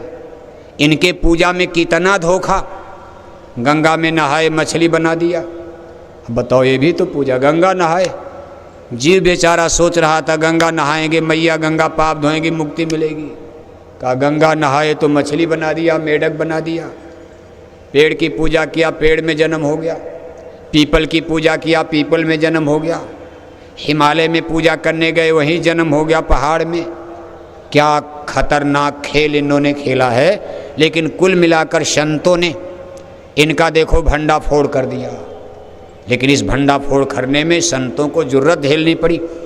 जो लोग जहाँ बंधे हुए थे, जीव विरोध करने लगे, हिंदू विरोधी बन गए, संतों का मुसलमान भी बन गए। और आज तक लोग बने हुए हैं कि महाराज आप ये क्या कहते हो, ईश्वर काल हैं, ब्रह्मा विष्णु शंकर तो और नीचे हैं। इन इसी काल ब्रह्म के 3 पुत्र हैं, ब्रह्मा विष्णु शंकर। अब हिंदू लोग देखो, ब्रह्मा विष्णु शंकर, ब्रह्मा के साथ सावित्री गायत्री हैं, विष्णु भगवान के साथ देवी लक्ष्मी हैं, शंकर जी के साथ देवी पार्वती हैं। अब जो बेचारे इनकी पूजा, उनकी क्या दुर्गति होगी। जब इनके पिता काल ब्रह्म निरंजन को संतों ने काल घोषित कर दिया और कहा भाई यही तो बखेड़ा खड़ा किए, इन्होंने आपको फंसाया है, इनकी पूजा भक्ति से कोई जीव मुक्त ही नहीं हो सकता। ऐसा इन्होंने पसारा कर दिया। अब इनके पुत्रों की पूजा करके क्या मुक्ति मिलेगी? और पुत्रों के भी नीचे चले आए, उनसे भी नीचे गिरकर कोई पेड़ की पूजा कर रहा, कोई पानी की पूजा कर रहा, कोई कंकड़ पत्थर की पूजा कर रहा, मंदिर देवालय शिवालय बनाकर लोहे पीतल का घंटा टांग कर टन टन टन टन घंटी घंटा बजा रहा। अरे वो कहते भाई हमने तो शब्द की सीढ़ी बनाई। शब्द माने साउंड, आवाज़ का पहली सीढ़ी घंटे संग की है, दूसरी सीढ़ी है मधुर मधुर गरजई घनघोरा, प्रिया हेन डर पै मन मोरा, दामिन दमक रही घन माही, खल की प्रिय जथा थी नाही। कहा हमने ब्रह्मांडों में सीढ़ी किसकी बनाई? शब्द की, साउंड है। अब यहाँ तो शब्द का मतलब आप समझते हो, शब्द ही इस ब्रह्मांड की धुरी है, जान है, प्राण है। शब्द धरती शब्द आकाशा, सब संतों ने बयान किया, नाम ही नाम रचा सब हुई। प्रकाश का भी महत्व है, लेकिन प्रकाश जैसे बीच में दीवाल आ गई, इधर बल्ब जल रहा है, लाइट जल रही है, अब उस तरफ दीवाल के प्रकाश नहीं जाएगा। लेकिन शब्द बेब साहब साउंड है, आप जोर से बाजा लगा दो, दीवाल को, पहाड़ को, जंगल को पार करके बेब साहब साउंड है, दूसरी तरफ आपको सुनाई देगी, प्रकाश नहीं दिखाई देगा। इसलिए इस ब्रह्मांड में इस सूरत को नीचे लाने और ले जाने में दो चीज़ें मुख्य कारक हैं। एक को कहते वेव्स ऑफ लाइट और एक को कहते वेव्स ऑफ साउंड, जिसको शब्द और प्रकाश कहते हैं। कहा नाम रूप दुई ईस उपाधि। रूप से मतलब यहाँ प्रकाश से, उनको प्रकाश से ही उनका रूप रंग चेहरा बताया गया। भे जलते हुए दिए के समान चमकते हैं। जब आप निरंजन देव को देखोगे तो मालूम पड़ेगा कोई बहुत बड़ा दिया, इतना बड़ा दिया कि पूरा ब्रह्मांड, तीन लोग जो देख रहे हो सब उनसे रोशन हो रहा है, इतना बड़ा चिराग। अब उसी की नकल हिंदू लोग मंदिर में करते हैं, तेल बाती डाल कर दिया जला देते। और कहा उनके मुखारबिंद से आवाज़ घंटा संग टन टन टन टन टन बज रहा। लोग उनका जब मकान यहाँ बनाते, देवालय शिवालय महल भगवान का, इसी निरंजन प्रभु का, तो देखो मंदिर में दिया जलाते, भगवान बैठे हैं और मंदिर के गेट पर घंटा टांग देते, टन टन टन बजाना पड़ेगा। अब तो आपको बजाना पड़ेगा। और वहाँ तो अनवरत, इसको अखंड कीर्तन कहा जाता। कभी बंद अगर बंद हो जाए तो धरती खत्म हो जाएगी। अब इसी शब्द की धार पर ये सारे यूनिवर्स और ब्रह्मांड की रचना हुई है और इसी आवाज़ पर ये टिका हुआ। महाप्रलय में ही आवाज़ बंद होती, ये अपना मुंह बंद कर लेते हैं, फिर आवाज़ बंद हो जाती, फिर चेहरा छिपा लेते, प्रकाश सिमट जाता। इसलिए ये प्रकाश शब्द से प्रकट हुआ। अब यहाँ तो आप देखोगे हमारे साइंस विज्ञान में इस नीचे जो यूनिवर्स क्षेत्र है, यहाँ पर आप देखोगे तो यहाँ प्रकाश अगड़ जाता। यानी हमारे वायुमंडल में, इस भूमंडल पर, हमारे इस सौर मंडल में सबसे तेज चलने वाली प्रकाश की किरणें वेव्स ऑफ लाइट। वैज्ञानिक लोग देखो यूनिवर्स में जा रहे, ब्रह्मांड में, गैलेक्सी में, आकाश गंगा सब, तो दूरी प्रकाश वर्ष में नापी जाती है। किलोमीटर तो हम माने नहीं रखता, कितने किलोमीटर, अरबों खरबों, नील शंख पदम महाशंख, सब गिनती खत्म हो जाएगी। इसलिए एक साल में प्रकाश की किरणें जितनी दूरी तय करती हैं, इसको 1 लाइट ईयर, एक प्रकाश वर्ष माना जाता। अब यहाँ से सूरज की दूरी क्या है, उसके ऊपर सूरज, उसके ऊपर गैलेक्सीज, स्टार्स, ग्रह, नक्षत्र सब दे, इन सब दूरियों को ब्रह्मांड में लाइट ईयर में नापा जाता है। अब वैज्ञानिक लोग इसको नाप रहे, लेकिन यहाँ पर सबसे तेज चलने वाला प्रकाश को ही माना जाता। लेकिन जब आप ब्रह्मांड के अगले हिस्से में चलोगे तब पता चलेगा कि वहाँ तो प्रकाश पिछड़ रहा है, वहाँ शब्द प्रकट हो जाता, शब्द आगे गया और प्रकाश पीछे हो जाता। तब पता चलता है कि शब्द ने ही प्रकाश को जन्म दिया। जिधर जिधर शब्द गया उधर उधर लाइट, प्रकाश की किरणें अपने आप ब्रह्मांड में उजाला, बाकी तो सब अंधेरा। अब उसको अंधेरा भी नहीं कहा जाएगा, ब्रह्मांड तो था, ना अंधेरा था ना प्रकाश था, क्या था? अब बनाने वाले जाने उस समय क्या था जब कुछ नहीं था, ना सूरज था ना चाँद था, या अंधेरा था कि क्या था, कैसे था। लेकिन जब ब्रह्मांड में शब्द प्रकट हुआ, कहते भाई इसी शब्द की तरंगों से फिर लाइट, और जगह जगह लाइट ने अड्डा ले लिया। कहीं मान लो खरबों सूरज का प्रकाश, तब आप गाने लगे खरबों सूरज चाँद सितारे, रोम रोम में करें उजारे, अगम पुरुष करतार तुमको लाखों प्रणाम, कोटिन सूरज चाँद सितारे, रोम रोम में करें उजारे, सत्य पुरुष करतार तुमको लाखों प्रणाम। जहाँ जहाँ इस प्रकाश ने अड्डा लिया, अब उसको कोई माप क्या पाएगा बताओ। एक एक रोम में करोड़ों सूरज चाँद तारे लट्टू की तरह से झूल रहे, प्रकाश कर रहे। जैसे शादी ब्याह में आप फुलझड़ी देखते हो, लाइट में सजाया जाता छोटे छोटे बल्ब लट्टू की तरह, ऐसे कितने बड़े वो पुरुष हैं, सब प्रकाश, नजर प्रकाश आता। कैसा प्रकाश? कहा करोड़ों करोड़ों एक एक रोम में सूरज चाँद तारे प्रकाशमान हैं। कहा भाई उनको क्या कहा जाएगा? कहा सत्पुरुष कहा जाएगा। कहा उनकी वाणी क्या? कहा वहाँ बीन बांसुरी आवाज़ बज निकल रही है, वहाँ से ऐसी आवाज़ जैसे कोई बांसुरी बजाता नजर आता, ऐसे ऐसे धीरे धीरे। अब चला तो शब्द ही, और इसी शब्द ने जब ठेका लिया तो वहाँ लाइट यानी एरिया बना, और उससे उन लोगों की शरीरें बनी, जो भी उनका रूप रंग बना, उसी रूप रंग को आप कहते भाई दिया के रूप में है। सूरज सफ़ेद यानी प्रातःकाल का रंगीन सूरज, लाल सूरज, उनके मंडल को कह दिया भाई ये गगन मंडल त्रिकुटी है। लाली मेरे लाल की ज्यों देखो तित लाल, लाली देखन मैं गई तो मैं भी हो गई लाल। ऐसे ऐसे मंडल मुकाम की रचना, लेकिन इसमें शब्द की सबसे बड़ी भूमिका। अब ये शब्द आपको टेढ़े मेढ़े कहीं ले जाएगा, इसलिए कहा सतयुग त्रेता द्वापर में। अब उस समय देखो इसी लाइट का, इसी को साधने के लिए, पकड़ने के लिए लोग साधना करते थे। प्रकाश, राम नाम मणि है, लाल सूरज है, प्रकाश। लेकिन आगे चल कर के प्रकाश पिछड़ जाता। जैसे आपको अमेरिका जाना है, मान लो कहीं जाना, जहाज़ आप कार से जाओगे, साइकिल से जाओगे, मोटरसाइकिल से जाओगे। कम दूरी जाना पैदल चले जाओ, ज़्यादा दूरी जाना है कार से जाओ, मोटरसाइकिल से जाओ। लेकिन अमेरिका इसी धरती पर एक ऐसी जगह है कि बिना जहाज़ के जा ही नहीं सकते हो।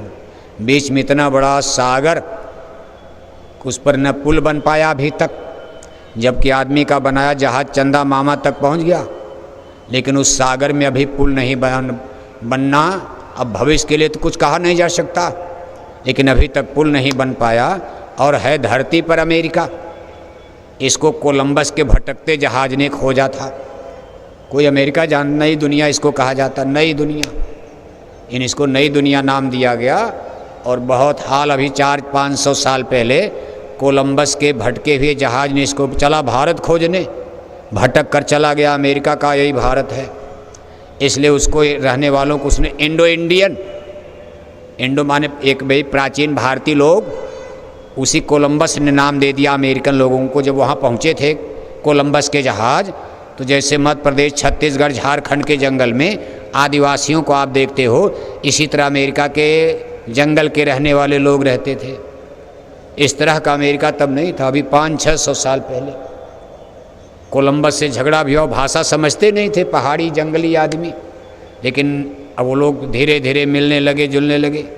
फिर ब्रिटेन के लोग, ब्रिटानिया हुकूमत जो भारत में राज किए, यह अमेरिका पर कब्जा जमा करके अंग्रेज लोग, जो भारत पे ब्रिटेन के लोग आए, वही अमेरिका पर कब्जा कर ले, वहाँ का ज़मीन जायदाद। फिर आगे चल कर के वहाँ के लोगों ने ब्रिटेन के खिलाफ रिवॉल्यूशन कर दिया, और संसार में सबसे पहले अमेरिका आज़ाद हो गया। भारत तो बहुत देर में आज़ाद हुआ, अंग्रेज़ों का सबसे पहला राज अमेरिका का ख़त्म हो गया। और अमेरिका देखो कहाँ पहुँच गया। लेकिन उस समय बिल्कुल जंगल के लोग, तो उनका नाम कोलंबस ने कहा भाई इंडो इंडियन। उसने सोचा हम भारत आ गए, इंडियन लोग हैं, भारतीय लोग हैं, इसी तरह लोग रहते होंगे। तो लोग सोचते थे भारत के लोग इसी तरह लंगोटी लगाकर आदिवासी। वो तो बाद में पता चला नहीं, भारत तो सोने की चिड़िया उस समय था, भारत विश्व गुरु था उस समय। तो इस तरह से इतिहास बदलते बदलते, इस तरह से घटनाएं घटते घटते आज देखो बात कहाँ तक पहुँच गई, कहाँ पहुँच रही है। कहते भाई अगर आज आपको अमेरिका आज भी जाना पड़े तो जहाज़ से ही जाना पड़ेगा। कार मोटर, जब ट्रेन नहीं, वहाँ रेलवे लाइन नहीं है, पुल समुंदर पर, पुल नहीं बना है तो या तो पानी वाली जहाज़ या हवाई जहाज़। पानी वाली जहाज़ से जाओगे 1 महीना 15 दिन, हवाई जहाज़ से जाओगे 17 घंटा 16 घंटा लगातार हवाई जहाज़ से 700-800 किलोमीटर प्रति घंटा उड़ते चले जाओ, 16-17 घंटा लगातार आसमान में उड़ो, तब आप अमेरिका पहुंचोगे। भारत से सबसे ज़्यादा दूरी अमेरिका की है। ये धरती के नीचे आज इस समय यहाँ दिन, अमेरिका में इस समय रात होगी। ये धरती के निचले हिस्से में अमेरिका ऊपर आएगा तो भारत की धरती नीचे जाएगी, अमेरिका में दिन, भारत में रात हो जाएगा। इसको प्राचीन ग्रंथों में पातालपुरी भी कहा जाता है। अमेरिका को पाताल लोग, जहाँ ही रावण राम लक्ष्मण को चुरा के झटक के लेके चले गए। किस रास्ते ले गए? 1 घंटे में भी नहीं लगा पहुँच गए, 1 घंटा भी नहीं लगा। कौन समुंदर से रास्ता था, सुरंग बनी थी, रावण राम लक्ष्मण को लेकर वहीं पहुँच गए। कहीं देवी को बलिदान कर दिया जाएगा, मार दिया जाएगा। अभी वो बलिदान देने जा रहे, तब तक हनुमान जी खोजते पहुँच गए। बताओ कितना तेज उनका। हमको आपको आज अमेरिका जाने में 17 घंटा लगता, राम लक्ष्मण को चुरा करके अहिरावण आधा घंटा नहीं बीता अमेरिका पहुंच गया, और उसके घंटे 2 घंटे बाद हनुमान जी पहुंच गए और जा कर के देवी का रूप बना करके बैठा। उसने सोचा यही देवी हैं, जिसको बलिदान देना जाता था वहीं बैठ गए हनुमान। हनुमान ने फिर उसी का अहिरावण का वहीं वध कर दिया, मार डाला, लड़ाई हो गई। अहिरावण को मारकर राम लक्ष्मण को मुक्त कराए। यानी भगवान को भगत ने बचाया, ऐसा सुना है? दुनिया को बचाने वाला भगवान। आज भगवान का वध होने जा रहा है, भगवान को बचाने के लिए भगत जा रहे हनुमान। जब लोगों ने कहा प्रभु आप इतना कमज़ोर, तो भगवान राम ने कहा भाई कमज़ोर नहीं, अरे मैं ऐसा नहीं करूँगा तो मेरे हनुमान को कोई पूछेगा? मेरा हनुमान तो गरीब है, मेरा भगत है, इसका भी तो कुछ मान सम्मान होना चाहिए। अगर सब काम मैं ही कर दूंगा तो मेरे इस गरीब हनुमान को दुनिया में कोई पूछेगा? इसलिए कहा जो काम भगवान नहीं करते वो काम भक्तों से करवा देते हैं। भक्तों से भगवान से बड़े इसीलिए भक्त कहे जाते। भक्तों की महिमा इसीलिए गाई गई है। भक्त को भगवान तो बड़े है ही हैं, अब भगवान से बड़ा कौन होगा बताओ आप। लेकिन अपने भक्तों को मान देते हैं, सम्मान देते हैं। भगवान कहें नहीं हुआ और भक्त कह देते हो जाता। एक बार एक कथानक आता है, देखो दृष्टांत, देखो जिनके ट्रेन का समय हो जाए उठ के चले जाना। ट्रेन का समय हो जाए, ट्रेन छूटे न आपकी कि रास्ते में गाली देने लगे, कथा करने लगे हमारी ट्रेन छूट गई। बिल्कुल आप फ्री हो, जिसके ट्रेन का समय है, टिकट आज है, तो आप धीरे से चले जाना। बाकी तो कथा है, चलती रहेगी। हरि अनंत हरि कथा अनंता, गाँव सुने भांति बहुशंता। जीवन भर आपको सुनना है, सुनाना है, समझना है, जानना है, पढ़ना है, पढ़ाना है। ये कोई एक दिन का विषय नहीं कि मास्टर बन जाओगे आप। बड़ी लंबी कथा है कि भाई हरि अनंत हरि कथा अनंता। इस यूनिवर्स का, ब्रह्मांड का भेद, इसमें केवल सद्गुरु संतों की महिमा करने में किताबें कितनी बन जाती हैं। साहब कबीर कहते भाई सब धरती कागज करो, लेखन सब बन रहा है, 7 समुद्र की मस करो और सतगुरु गुण लिखा न जाए। कहा हम सदगुरु की महिमा लिखने बैठ गए, सारे समुंदर की स्याही बना दिया, सारे पेड़ पौधों की कलम बना दिया, सारी धरती को ही कागज बना दिया। कहा लेकिन सदगुरु गुण लिखा न जाए। कहा हम एक सदगुरु की महिमा नहीं लिख पा रहे, क्या बयान करूं? कहा भाई क्या कोई बयान कर सकता है? से सारदार कब्बानी कहत संत महिमा सकचानी, सो मोसन कही जात न कैसे, साग बने गुनगन फल जैसे। कहते भाई कौन बयान कर सकता है? बड़ी लंबी कथा है। और पढ़ते पढ़ते पढ़ते पढ़ते 60 बरस नहीं, आप सोचते हो 20 बरस हो गया सत्संग सुनते, कोई सोचता होगा 40 बरस हो गया अब हम पक्के हो गए, अब शायद सत्संग की कोई ज़रूरत नहीं, कान में उंगली डालो, भजन करो घर पर। लेकिन धोखा मत खाना, जिंदगी भर कान में उंगली डाले रहोगे। अगर सत्संग छोड़कर बैठ गए तो कभी घंटे संग की आवाज़ नहीं आएगी, जो थोड़ी बहुत आ रही वो भी बंद हो जाएगी। इसलिए कहा सत्संग महिमा है अति भारी, पर कोई जीव मिले अधिकारी। सदैव समझते रहना कि अभी हम अधूरे हैं, अभी हम कमज़ोर विद्यार्थी हैं, जब घंटे संग की आवाज़ अंदर में कुछ सुनाई देने लगे तब और सावधान हो जाना, तब तो और सावधान, घमंड मत करना तब कि अब हम ज्ञानी बन गए, अब विज्ञानी बन गए, हिमालय पर चढ़ जाएंगे, बीच में भी गिर जाओगे, करा कराया सब गया। जब आया अहंकार, छोटा बनो दीन बनो, तन को जारो मन को मारो, इंद्री रस भोग विशारो। का तन को जारो मन को मारो, अहंकार को छोड़ो। का दीन गरीबी धार तेरे बले की कहूँ, दीन गरीबी मत इस जुग का, नानक नन्हा होए रहो जैसे नन्ही दूब, और घास जर जाएगी दूब खूब की खूब। बड़े बने तो मार सही, दीन गरीबी मान बड़ाई छोड़, तेरे भले की कहूँ, क्योंकि इसका भी तो मान होगा। मैं घंटा सुन रहा हूँ, ये कुछ नहीं जानते, मैं संग की आवाज़ सुन रहा हूँ, इसका बहुत बड़ा नशा चढ़ता, इसका भी अहंकार होता, मुझसे बड़ा सत्संगी, मुझसे बड़ा भजनानंदी सेवादार कौन है। उसी समय आपको और सावधान हो जाना चाहिए कि बगल की हवा भी न जानने पाए इसके पास इतना बड़ा खजाना है।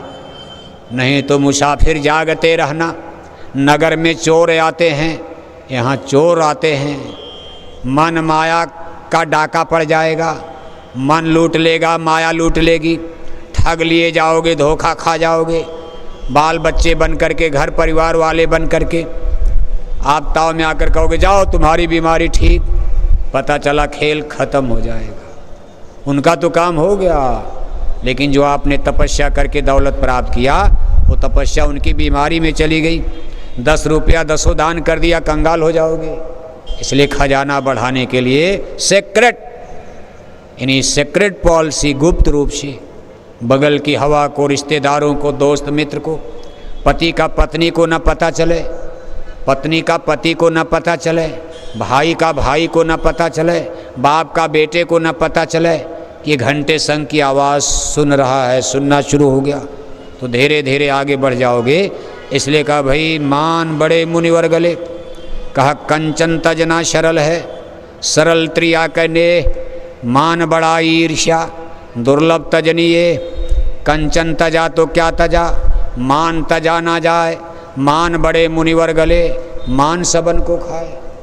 आज तजो सूरत निज मन का मान, इसी मान ने सब जग खाया, यही मान करे सबकी हान। आज तजो सूरत निज मन का मान, ये सबसे बड़ी गिल्टी है। कहा कंचन तजना सरल, कंचन माने धन, धन दौलत संसार का जमीन बगीचा सब उसी में आ गया। कोठी हवेली, कहा ये भी त्यागना आसान, बहुत लोग छोड़कर जंगल चले गए, साधु बन गए, राजा रानी छोड़कर चले गए। कहा सरल त्रिया कने, कहा बीवी बच्चों को भी छोड़ना आसान है, बहुत लोग छोड़ देते हैं, शादी नहीं किए, शादी भी किए छोड़कर जंगल चले गए। लेकिन मान बड़ा ईर्ष्या का दुर्लभ तजनीय, का ये मान सम्मान गौर गुमान अहंकार पूजा का भी तो चढ़ता है। मैं साधु बन गया, मुझसे बड़ा साधु कोई भारत में है ही नहीं, मुझसे बड़ा कोई सन्यासी नहीं, मुझसे बड़ा कोई ज्ञानी नहीं, मुझसे बड़ा कोई त्यागी नहीं। देखो मैंने त्याग दिया, त्याग दिया, ये त्याग दिया, बस ज्यों ही आया मैंने, मैं की बात आ गई, मैं माने हंगता, अहंकार चढ़ता, बस उसी में ईश्वर परीक्षा लेते हैं और वो जीव खत्म। ये मामूली, ये बहुत बड़ी गिल्टी है। लेकिन सत्संग में, सदगुरु के दरबार में, ये देखो दया कृपा करके सेवा भाव से बड़े आसानी से सेवा करते करते ये गिल्टी गल जाती। जैसे आपके शरीर में कहीं गिल्टी गांठ होती है तो डॉक्टर तुरंत सावधान करते हैं, देखो भाई ये गिल्टी है, आगे कैंसर बन सकती। गिल्टी माने खराब जगह, खराब तत्व शरीर में, कूड़ा कचरा वहाँ इकट्ठा हो रहा है, उसके अंदर पॉइजन यानी जहर इकट्ठा हो रहा है। अगर जल्दी काट कर निकाल दोगे ठीक, कहीं गिल्टी पक गई, फूट गई तो जहर पूरे खून में फैलेगा, शरीर में कैंसर बन जाएगा, मर जाओगे। तो डॉक्टर लोग कहते गिल्टी जल्दी काट कर निकालो। तो हमारे मन की सबसे बड़ी गिल्टी ये देखो, यही मान सम्मान गरूर गुमान अहंकार, कई किस्म का, जाति का भी होता है, अपने पद का होता है। पद का तो इतना बड़ा अहंकार है कि बेटे ने पढ़ लिया तो बाप को ही नहीं समझता, अरे आप क्या जानो, आप हिंदी नहीं जानते हो, मैं डीलिट हूँ, PhD इंजीनियर डॉक्टर, दुनिया कहाँ पहुँच गई दादा, आप क्या बात करते हो। घर में पढ़ी लिखी बहू आ गई, अपनी बुढ़िया सास को डांटती है, आपको क्या पता, आपका ज़माना और था, हमारा ज़माना चंद्रमा पर जहाज वाला है, हम इंजीनियर डॉक्टर के युग में आ गए। तो हर जगह कई तरह के अंग, मेरे बेटा हैं बेटी हैं, जिसको चाहेंगे मार देंगे काट देंगे। लेकिन महापुरुष कहते भाई क्या घमंड करते हो, दूसरे की थाती पर, दूसरे की दी हुई चीज धरोहर पर क्या घमंड करना। का मन रे क्या गुमाने अब करना, तन तो तेरा खाक मिलेगा, 84 जा पढ़ना। महापुरुष कहते भाई आप मूर्ख हो गए हो, इतने बड़े अज्ञानी क्यों बनते हो। कल जो चीज़ आपका साथ छोड़ देगी, ये शरीर आग में जल जाएगी। सूरज की तरह चमकता चेहरा, सोने की तरह चमकती शरीर, आग में जलकर मुट्ठी भर राख बन जाएगी, मिट्टी मिट्टी में मिल जाएगा। उसी दिन सब दुनिया खत्म हो जाएगी। क्या घमंड करते, कुछ लेकर जाओगे आप। अगर आपकी चीज़ परमानेंट साथ रहे तब तो आप घमंड करो। इसलिए महापुरुष कहते मन रे क्या गुमान है अब करना। तू क्या गुमान करता, किस बात का घमंड है। तन तो तेरा खाक मिलेगा, एक दिन तू ही आग में जल जाएगा। सोना चांदी धन दौलत किला महल जमीन जागीर, बाग बगीचा कोठी हवेली, हिंदी अंग्रेजी जाग्रफी हिस्ट्री, इंजीनियर डॉक्टर डिग्री वहदा, सब कुछ तीर तलवार का सब यहीं पड़े रह गए। खेल खत्म, पिजड़े से पक्षी उड़ गया। लेकिन अब आदमी है कि छोड़ता नहीं इतनी जल्दी। लेकिन ये है उपाय बता रहे हैं, का स्कूल में पढ़ोगे तब भी नहीं जाएगा, ये गिल्टी गलेगी नहीं गलती है। अंग्रेजी पढ़ लिया और गिल्टी बढ़ गई। अंग्रेजी पढ़ने से तो और घमंड आएगा, मैं अंग्रेजी जानने लगा, हिंदी की जगह पूरा गांव हिंदी बोलता, मैं गांव में अंग्रेजी जानता हूँ, मुझसे बड़ा विद्वान कौन है। थोड़ा और हो गया, गिल्टी बढ़ गई। ये संसार की चीज़ें गिल्टी को बढ़ाती। यहाँ की पढ़ाई लिखाई डिग्री वहदा ये आदमी के मान सम्मान की गिल्टी को घटाता नहीं बढ़ाता। इसलिए संतों ने इस विद्या को तिरस्कृत कर दिया, काटा। इसको देखो बाईकाट कर दिया। का हे विद्या तू बड़ी अविद्या, संतन की तय कदर न जानी। कहे पढ़े लिखे धनवान मनी लोग ये तो संतों की कदर ही नहीं जानते, साधुओं को भिखारी समझते हैं। ये साधु संतों को गरीब समझते हैं, ये अपने को अमीर समझते हैं, ज्ञानी समझते हैं। साधु संत पढ़े लिखे नहीं हैं, इनको समझते सब बकवास बोलते हैं। ये अंग्रेजी बोलते हैं तो अपनों को ज्ञानी पुरुष मानने लगते हैं। तो ये विद्या अहंकार को बढ़ाती।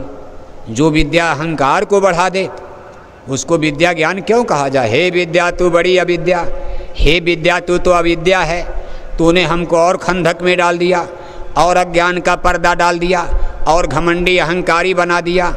इसलिए संतों ने कहा हे विद्या तू बड़ी अविद्या, संतन की तय कदर न जानी। कभी ये संतों की कदर नहीं समझ सकती। देखो एक दृष्टांत आता है, एक बार गुरु महाराज, वो जमाना सन 60-70 का दशक था, जब गुरु महाराज, सड़कें नहीं थी, कार नहीं, गुरु महाराज के पास कोई कार नहीं थी तब, गुरु महाराज के पास कोई गाड़ी थी नहीं।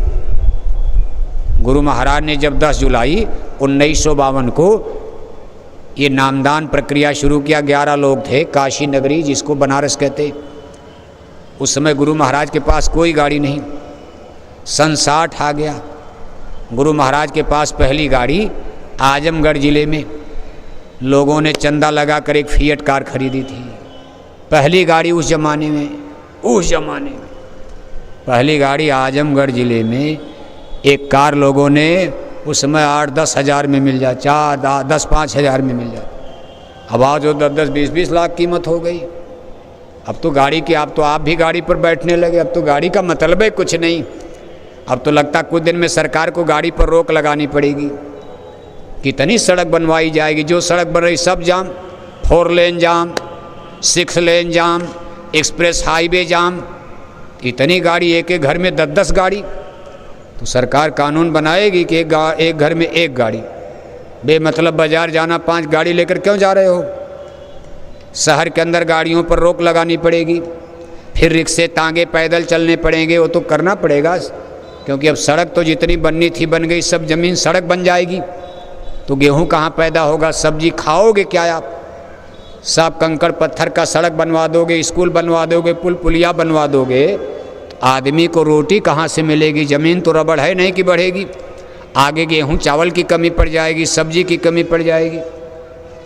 तो देखो गुरु महाराज पैदल पैदल चलकर, सड़कें भी नहीं, कभी कभी तो कीचड़ में जाना पड़ता था, बरसात का समय, पैदल पैदल धोती ऊपर किए चले गए। गांव में कीचड़ लगा, गांव में गए, गांव के बाहर एक छोटी सी जगह थी, वहीं बैठ करके गुरु महाराज चौकी पर बिस्तर भी गांव में नहीं मिला, बस सादी चौकी पर, ऐसे लाउड स्पीकर की तो बातें नहीं थी, बस 10-20 गांव वाले आ गए, कोई साधु जी आए। अभी ये नहीं कोई जानता था, जय गुरुदेव नाम का प्रचार नहीं था, बस हाँ कोई साधु महात्मा, और उस ज़माने में साधु महात्माओं का सन 60-70 के दशक में इज्जत तो थी ही। कोई साधु सन्यासी, हम लोग छोटे छोटे थे, हम लोगों के भी घर में हफ्ते 2 हफ्ते में कोई साधु महात्मा डेरा डाल देते थे, तो हम लोग इसी लालच में थे कि आज बाटी चोखा खाने को मिलेगा, साधु जी बनाएंगे, खिचड़ बनाएंगे, दाल भात बाटी चोखा बनाएंगे, तो हम लोग भी टुकुर टुकुर देखते थे कि चलो प्रसाद मिलेगा। इस तरह से वो ज़माना था, कदर थी। तो गांव के कुछ लोग आकर बैठ गए, गुरु महाराज सत्संग सुनाने लगे। तब तक एक वकील साहब सूट बूट टाई कोट बांधे हुए अपनी ऑफिस जा रहे थे। उन्होंने जब देखा एक साधु जी कुछ सुना रहे, आकर गुरु महाराज के बगल में खड़े होकर, गुरु जी ठहर जाइए, पहले हमारे प्रश्न का उत्तर दीजिए तब आगे बढ़िए। गुरु महाराज ने कहा, बच्चा ये कोई अच्छी बात है, अरे जनता बैठ रही, मैं सुना रहा, ये लोग सुन रहे, सत्संग हो जाने दो, आपके हर प्रश्न का उत्तर हम देंगे। लेकिन वकील साहब को तो अपनी अंग्रेजी का घमंड था, सूट बूट टाई कोट में थे। कहा, गुरु जी कुछ नहीं, हम आगे नहीं बढ़ने देंगे, आप लोग जनता को धोखा देते हो, साधु महात्मा इसी तरह जनता को यानी बरगलाते हैं और धोखे में डाल देते हैं, आडंबर पाखंड फैलाते हो आप लोग। लगे बड़बड़ाने। तो गुरु महाराज ने कहा, वकील, अब गुरु महाराज देखो थोड़ा पीछे मुड़े और गुस्से में, अब संतों को क्या गुस्सा क्रोध से कोई मतलब, लेकिन थोड़ा सा गुरु महाराज टाइट शब्दों में कहे, वकील तुमको अपने हिंदी अंग्रेजी का बड़ा घमंड है, तुम हमारी एक बात का उत्तर दे दो, आज रात में तुम्हारी बीबी ने तुमको चप्पल से क्यों मारा था। अब वकील साहब बेचारे सन्न, बात सही थी, रात में बीबी और दोनों लोगों में झगड़ा हो गया था, बीबी ने चप्पल खींचकर मार दिया था, लेकिन ये इतनी रात में हुआ था कि कोई जान नहीं पाया। बच्चे दूसरे कमरे में सो रहे थे, सोती रात में, टोला मोहल्ला नहीं, बाल बच्चे भी दूसरे कमरे में सो गए, कोई जान नहीं पाया। वकील साहब को ये सदमा लग गया कि भाई मैं और मेरी बीबी के अलावा कोई तीसरा था भी नहीं, बगल की हवा को नहीं पता मेरे घर में क्या हुआ, और गुरुजी यहाँ मेरी बीबी तो बताने आई नहीं, मैंने इनको बताया नहीं, लेकिन ये कैसे साधु, ये कौन सा विज्ञान जान गए। अब वकील साहब चुपचाप बैठ गए, पूरा सत्संग खत्म हो गया, वकील साहब की कचहरी वचहरी भूल गई, पूरा सत्संग सुने, प्रसाद बढ़ गई, सब लोग चले गए। तो गुरु महाराज ने अकेले में बुलाया, कहा देखो मैं सबके सामने कहूँगा तुम्हारी बेइज्जती हो जाएगी, गांव के लोग हैं, आओ बैठो, अब हमसे आप प्रश्न पूछो, क्या पूछना चाहते हो। वकील साहब ने कहा, गुरुजी मेरा सब प्रश्न खत्म हो गया, मेरे पास अब कोई प्रश्न नहीं, बस एक ही प्रश्न दिमाग में नाच रहा है, ये बात आपको बताया किसने, कैसे आप जान गए। तो गुरु महाराज ने कहा, बच्चा ये संतों का साइंस ऑफ सोल है, यही भारत के ऋषि मुनियों का आध्यात्मिक चेतन पराविद्या है, इस पर अकल बुद्धि काम नहीं कर सकती, मेरे पास वो विद्या है। कहो तो मैं बता दूं तुम्हारी बीबी इस समय क्या कर रही। इस समय तुम्हारी बीबी चूल्हे पर रोटी बना रही। वकील साहब ने कहा, गुरुजी आप सही कह रहे हैं, मैं तो खाली पेट भूखा जा रहा, जब तक मैं घर में झगड़ा करके सो रही थी, अब मैं कचहरी जा रहा, आराम से उठ करके रोटी बना के अपने तो खाएगी। गुरु महाराज ने कहा, बताओ तुम्हारी बीबी इस समय अपने मन में तुम्हारे लिए क्या सोच रही है, मैं बता सकता हूँ। वकील साहब ने हाथ जोड़े रहे, कहा, गुरुजी मत बताइए और झगड़ा हो जाएगा। वो अपने मन में सोच रही होगी, हे भगवान उधर मर जाते, ऐसे आदमी का मुंह देखूंगा नहीं, वो मर जाते अब जिंदा न लौटते। गुरु महाराज ने कहा, बिल्कुल सही कह रहे हो। तो वकील साहब ने कहा, गुरुजी मन वाली बताएंगे तो और झगड़ा मेरे अंदर बढ़ जाएगा कि मेरे तू मारने के लिए सोच रही थी। तो गुरु महाराज ने कहा, वकील ये भारत के संतों का साइंस ऑफ सोल है, ये मन और बुद्धि ज्ञान के परे हिंदी अंग्रेजी के, ये तुम्हारे साइंस और विज्ञान, इंटरनेट, कंप्यूटर, मोबाइल इसको नहीं पकड़ सकते। ये हिंदी, अंग्रेजी, physics, chemistry, math, algebra, zoology, botany, ये जितनी डिग्री आप संसार में देखते, हे विद्या तू बड़ी अविद्या, संतन की तय कदर न जानी, ये विद्या ही अलग, इसमें हिंदी अंग्रेजी नहीं पढ़ना पड़ता। साहब कबीर कोई पढ़े लिखे थे, दुनिया दंग हो गई, आज दुनिया खोज करती। गुरु महाराज कोई पढ़े लिखे थे। बचपन में गुरु महाराज के माता पिता देखो थोड़ी उम्र में चल बसे, गुरु महाराज घर छोड़ दिए, जंगल जंगल इधर उधर। अब उनकी तो लीला अलग होती है, विद्या अलग होती है, इसमें कोई बनाना उनाना नहीं पड़ता। ये स्वयं मालिक धरती पर, उनको क्या पढ़ना है? कहा परम पुरुष अनामी स्वामी, धारा नर रूप जगत में, गुरु होय जीव चेताए। वो तो चिताने के लिए आ रहे हैं, जगाने के लिए आ रहे। अपना वचन दिया कि तुम्हारे लिए मैंने रास्ता बना दिया, हम छोड़ेंगे नहीं। ठीक है, हमने आपको डाल दिया, चलो डाल दिया, हमने रचना रचा दिया, इनको वरदान में दे दिया, लेकिन आप हमारे हो, हम आपके हैं, ये रिश्ता कायम रहेगा। और जब तक आप नहीं जाओगे हम यहाँ बराबर आते रहेंगे, आपको जगाते रहेंगे, हम सदैव आएंगे। घबराई हो मत हंसा, हम फिर आएंगे। आएंगे, ऐसा नहीं कि अब चले गए नहीं आएंगे, बस शरीर बदल जाएगी। क्या बदल जाएगा? शरीर। एक बल्ब फूट जाता तो बिजली ख़त्म नहीं है, आप दूसरा बल्ब लगा दो, बिजली वही है, पावर वही, ऊर्जा एनर्जी वही है, बस शरीर बदल गया, शक्ति वही, शब्द की धार वही है, सतपुरुष भगवान की। इसलिए प्रेमी भाई बहनों, ये चलता रहेगा सिलसिला, विशेषकर इस कलयुग में आगे तक, अभी बहुत दिन तक चलेगा। और जब धीरे धीरे सत्संग की रफ्तार ये जोर पकड़ेगी तो गुरु महाराज की वाणी याद रखना। गुरु महाराज ने कहा कि मथुरा आश्रम जो देख रहे हो, इसके अगल बगल बड़े बड़े हवाई अड्डे बन जाएंगे, बड़े बड़े हवाई अड्डे, उसमें ऐसे ऐसे जहाज बन जाएंगे, एक एक घंटे में 8-8 हज़ार किलोमीटर, एक घंटे में 10,000 किलोमीटर रफ्तार से उड़ेंगे। अमेरिका आने जाने में 1.5 घंटा समय लगेगा, 2 घंटा। यानी गुरु महाराज की वाणी है, अमेरिका में सुबह नहा धोकर नाश्ता करके लोग यहाँ आएंगे, सत्संग सुनेंगे और फिर तुरंत अमेरिका चले जाएंगे और दोपहर का भोजन अपने देश में करेंगे। यानी वो जहाज़ भारत में चल ही नहीं सकता, इतनी उसकी रफ्तार होगी। यहाँ से बम्बई की दूरी 1250 किलोमीटर, बटन दबेगा तब तक तो जहाज़ सागर में चली जाएगी, बम्बई पार करके। 8,000 किलोमीटर प्रति घंटा। लंदन जाना है, अमेरिका जाना है, तब इन जहाज़ों का प्रयोग होगा। तो आप ये समझ लो इस मथुरा भूमि का क्या प्रभाव होने वाला। अब आपके मन में जरूर होगा कि भाई हम भी देख लेते, क्यों बाबू साहब, लेकिन अब क्या किया जाए, जब भाग्य में होगा तब तो देखोगे। अब उम्र तो आपकी चली की बेला आ गई है, मौत की शहजादी दस्तक दे रही, सब लोग बुढ़े हो गए हो। पूज महाराज जी ने जुआ संगत बनाना शुरू कर दिया है कि भाई जब आप चलो तो इधर दूसरी गोल तैयार हो जाए, यानी कम से कम कोई तो मिले जो आगे बढ़े, इस चीज़ को बढ़ावे। करीब करीब संगत में तो सब लोग बुढ़े हो गए हो, बुढ़ापे में, इसलिए जुआ संगत भी तैयार खड़ी है। लेकिन ठीक है, इसलिए निराश मत होना, अगर मर भी जाओगे अगला जन्म आपको फिर मनुष्य का मिलेगा।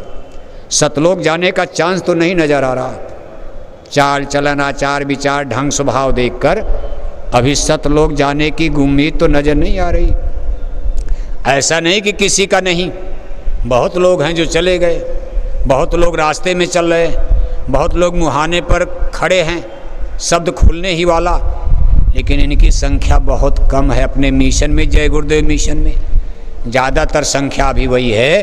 अगला जन्म आपको फिर लेना है, क्योंकि अभी भक्ति में कमी आ गई, हुक्म बजाने में कमी आ गई, सेवा में कमी है, दान दक्षिणा में कमी, लोभ है। लोभ न होता तो बताओ, बड़ी बड़ी नोट बटुआ बैग में दबा लिया, कोई 10 रुपया फूटकर कोई भीख मांगी जा रही है, वो भी ऐसी फटी पुरानी नोट लेकर बैठे हो जो कोई दुकानदार बाजार में लेने को तैयार नहीं।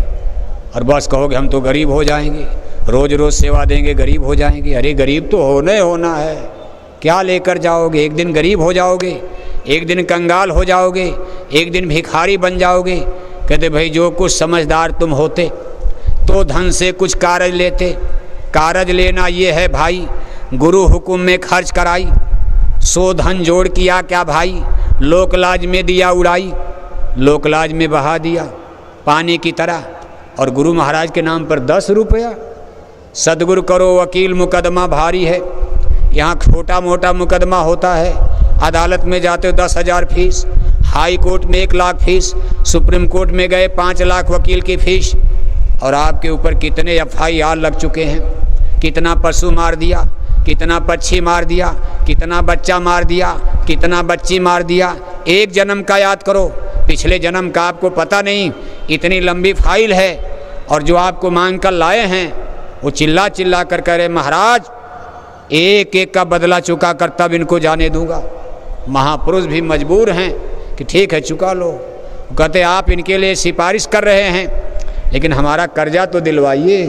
इन्होंने पाप कर्म किया, हमारे कानून का उल्लंघन किया, इनके लिए नरकों की सजा हो गई। अब सदगुरु आपके लिए लड़ाई लड़ रहे हैं कोर्ट में, आपको कोर्ट का पता नहीं, आपके लिए लड़ाई हो रही। कहा सदगुरु करो वकील मुकदमा भारी है। इतना बड़ा मुकदमा फांसी पर भी नहीं, 10-20 साल की सजा नहीं, करोड़ों करोड़ों वर्षों तक एक एक नरक में आपको जलने की सजा हो चुकी। लेकिन नामदान दे दिया, वकील बन करके मुकदमा लड़ रहे हैं। अब मुकदमा लड़ेंगे तो फीस उनकी, कभी यहाँ तो वकील को 1 लाख फीस देते हो। गुरु कहते भाई हमारी कोई फीस, कहा महाराज 10 रुपया आप भी ले लीजिए। बताओ गुरु महाराज की फीस 10 रुपया, यहाँ डॉक्टर के लिए 1 लाख। और जन्म जन्म के पापों का मैल, मन के सारे विकार और मरज को ढोने वाले सदगुरु वैद्य वचन विश्वासा, संयम यह न विषय करी आशा। सदगुरु रूपी वैद्य ने हमारे मन के सारे बीमारी को दूर किया, धो धोकर, पीप को, मवाद को, कूड़ा कचरा गंदगी, ये पापों से सनी खोपड़ी छूने लायक नहीं। लेकिन सदगुरु ने दया का हाथ, अपना पवित्र हाथ इस खोपड़ी पर रख दिया, जानते हुए कि रात में इसने ये गंदा काम किया है। फिर भी गुरु महाराज किसी को डांटे, कितना गंदा काम करके आए हो, नहाए धोए भी नहीं, हम तुमको छुएंगे। लेकिन स्पर्श कर दिया, खोपड़ी पर हाथ रख, उनको क्या नहीं पता था, और निर्मल कर दिया। कभी ऐसे डॉक्टर, ऐसे गुरु, ऐसे वकील, उनका मेहनताना भी तो कुछ होता है। तो उनके लिए कहते महाराज 10 रुपया ले लीजिए आप भी, 10 रुपया 10 रुपया 10, और 10 के बाद बिल्कुल बस 5,000 की साड़ी पहन के आए दक्षिणा 10 रुपया, 10,000 की साड़ी पहन के आए दक्षिणा 10 रुपया, गिट्टी मिट्टी बालू तोड़ कर आए दक्षिणा 10 रुपया, मोटरसाइकिल से आए दक्षिणा 10 रुपया, ट्रेन से आए दक्षिणा 10 रुपया, किराए की गाड़ी से आए दक्षिणा 10 रुपया, 50 लाख की कार में बैठ के निजी, तब भी दक्षिणा 10। कोई यूनियन बना लिया है कि 10 से ज़्यादा कोई नहीं देगा, 10 से ज़्यादा कोई नहीं देगा। अरे भक्ति तो यथाशक्ति करनी, जो आपकी शक्ति हो। भक्ति का मतलब यथाशक्ति। अगर आप 1,000 देने लायक हो तो दो, वो तो गरीब है, उसने 10 दिया, गरीब है, उसके बटुआ बैग में है ही नहीं, गिट्टी मिट्टी तोड़ कर किसी तरह गुजर कर रहा। वो मथुरा आ गया यही बहुत है, उसका 10 रुपया बहुत है, सिबरी का जूठा बेर बहुत है।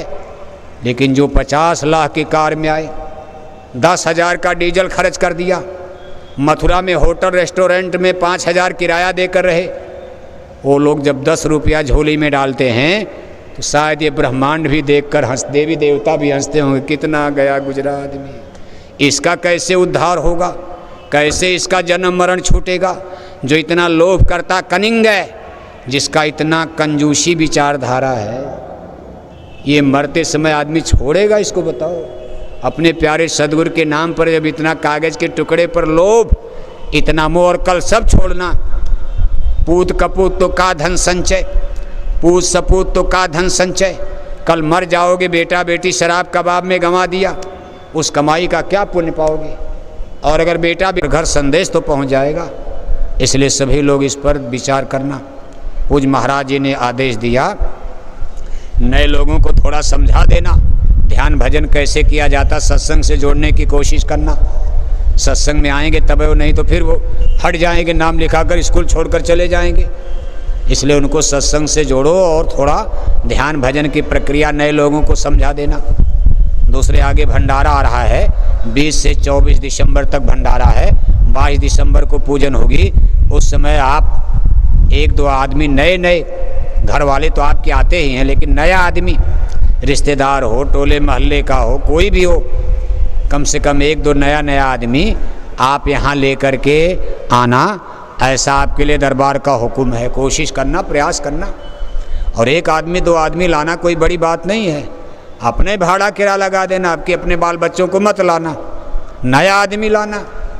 और अगर आप सक्षम हो तो घर परिवार भी लाना और उसी में एक नया आदमी लाना। अगर वो नहीं भाड़ा किराया दे पा रहा, गरीब है, तो उसका भाड़ा किराया आप अपनी तरफ से दे दें, अगर आप देने लायक हो। नहीं देने लायक हो तब तो गुरु महाराज के ऊपर कोई न कोई इसकी व्यवस्था हो जाएगी। तो आप इस बात पर विचार करना।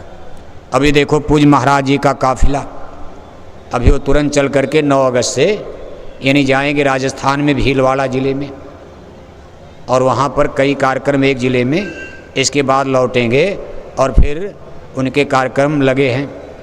इसके बाद फिर उत्तर प्रदेश में काफिला निकलेगा, रायबरेली ज़िला, खीरी लखीमपुर और बदायूं ज़िला। ब्लॉक ब्लॉक में कार्यक्रम होंगे, एक एक दो दो कार्यक्रम। सुविधानुसार सभी ज़िले के जिम्मेदार लोगों को गोद दिया गया। आप एक गांव गोद नहीं ले पा रहे हो, और जिलाध्यक्ष बेचारे देखो कितनी मेहनत कर रहे, पूरा ज़िले का ज़िला गोद लेते हैं, ब्लॉक का ब्लॉक गोद ले करके काम कर रहे हैं। सहयोग आप भी करते हो। इस काफिले के लिए, पूज महाराज जी के काफिले के लिए कोई घर परिवार न बचे, कुछ न कुछ सेवा आप अपने अपने जिलाध्यक्ष के रजिस्टर में इस काफिले की सेवा जाते ही दे देना, क्योंकि काफिला बिल्कुल जस्ट अभी 29 अगस्त से उत्तर प्रदेश में यानी निकलने जा रहा है, 29 अगस्त से। तो कुछ न कुछ सेवा हर घर परिवार की बचने न पाए कोई, सब लोग इसमें दान करना। और ये काम बहुत ही महान कार्य है, धर्म की रक्षा करना। और गुरु महाराज ने अगर आप पर दया कर दिया, चुन लिया, यही काम करते करते आपका भजन बनने लगेगा। सेवा भक्ति बहुत बड़ी चीज़ होती। बोलो जय गुरुदेव, जय गुरुदेव। देखो अभी बहुत से भाई बहन हो, मौसम बिगड़ रहा है, बिगड़ नहीं रहा बल्कि अच्छा माना जाएगा ना। अभी तो गर्मी से आप परेशान थे, अच्छा माना जाएगा। अब एक कुछ टेंट राउटी जो खाली हैं सब आश्रम के हैं, किराए के नहीं, अपने हैं। आपका ही इसमें चंदा चुटकी दान दक्षिणा पैसा लगा है, तो जो खाली हो गए उसको समेट करके आप एक जगह जहाँ लोग बताएंगे रख देना। बांस बल्ली, बिजली के तार, ये सब यानी एक जगह सिमटा, सब आश्रम का सामान है। तो आप इतने लोग हो, थोड़ी मोड़ी अभी जब तक उजाला है आधा घंटे की सेवा आप कर लेना। अगर कहीं आपको दिखाई दे रहा टेंट राउटी खाली है, अगर भीगा है तो मत उधारना, सूख जाएगा तभी। अभी थोड़ा पानी बरस गया था, हो सकता भीगा होगा तो उसको गिराना मत, नहीं तो गिरेगा तो सड़ जाएगा। लेकिन आप लोग सेवा पर भी ध्यान देना। बोलो जय गुरुदेव, जय गुरुदेव, जय गुरुदेव, जय गुरुदेव।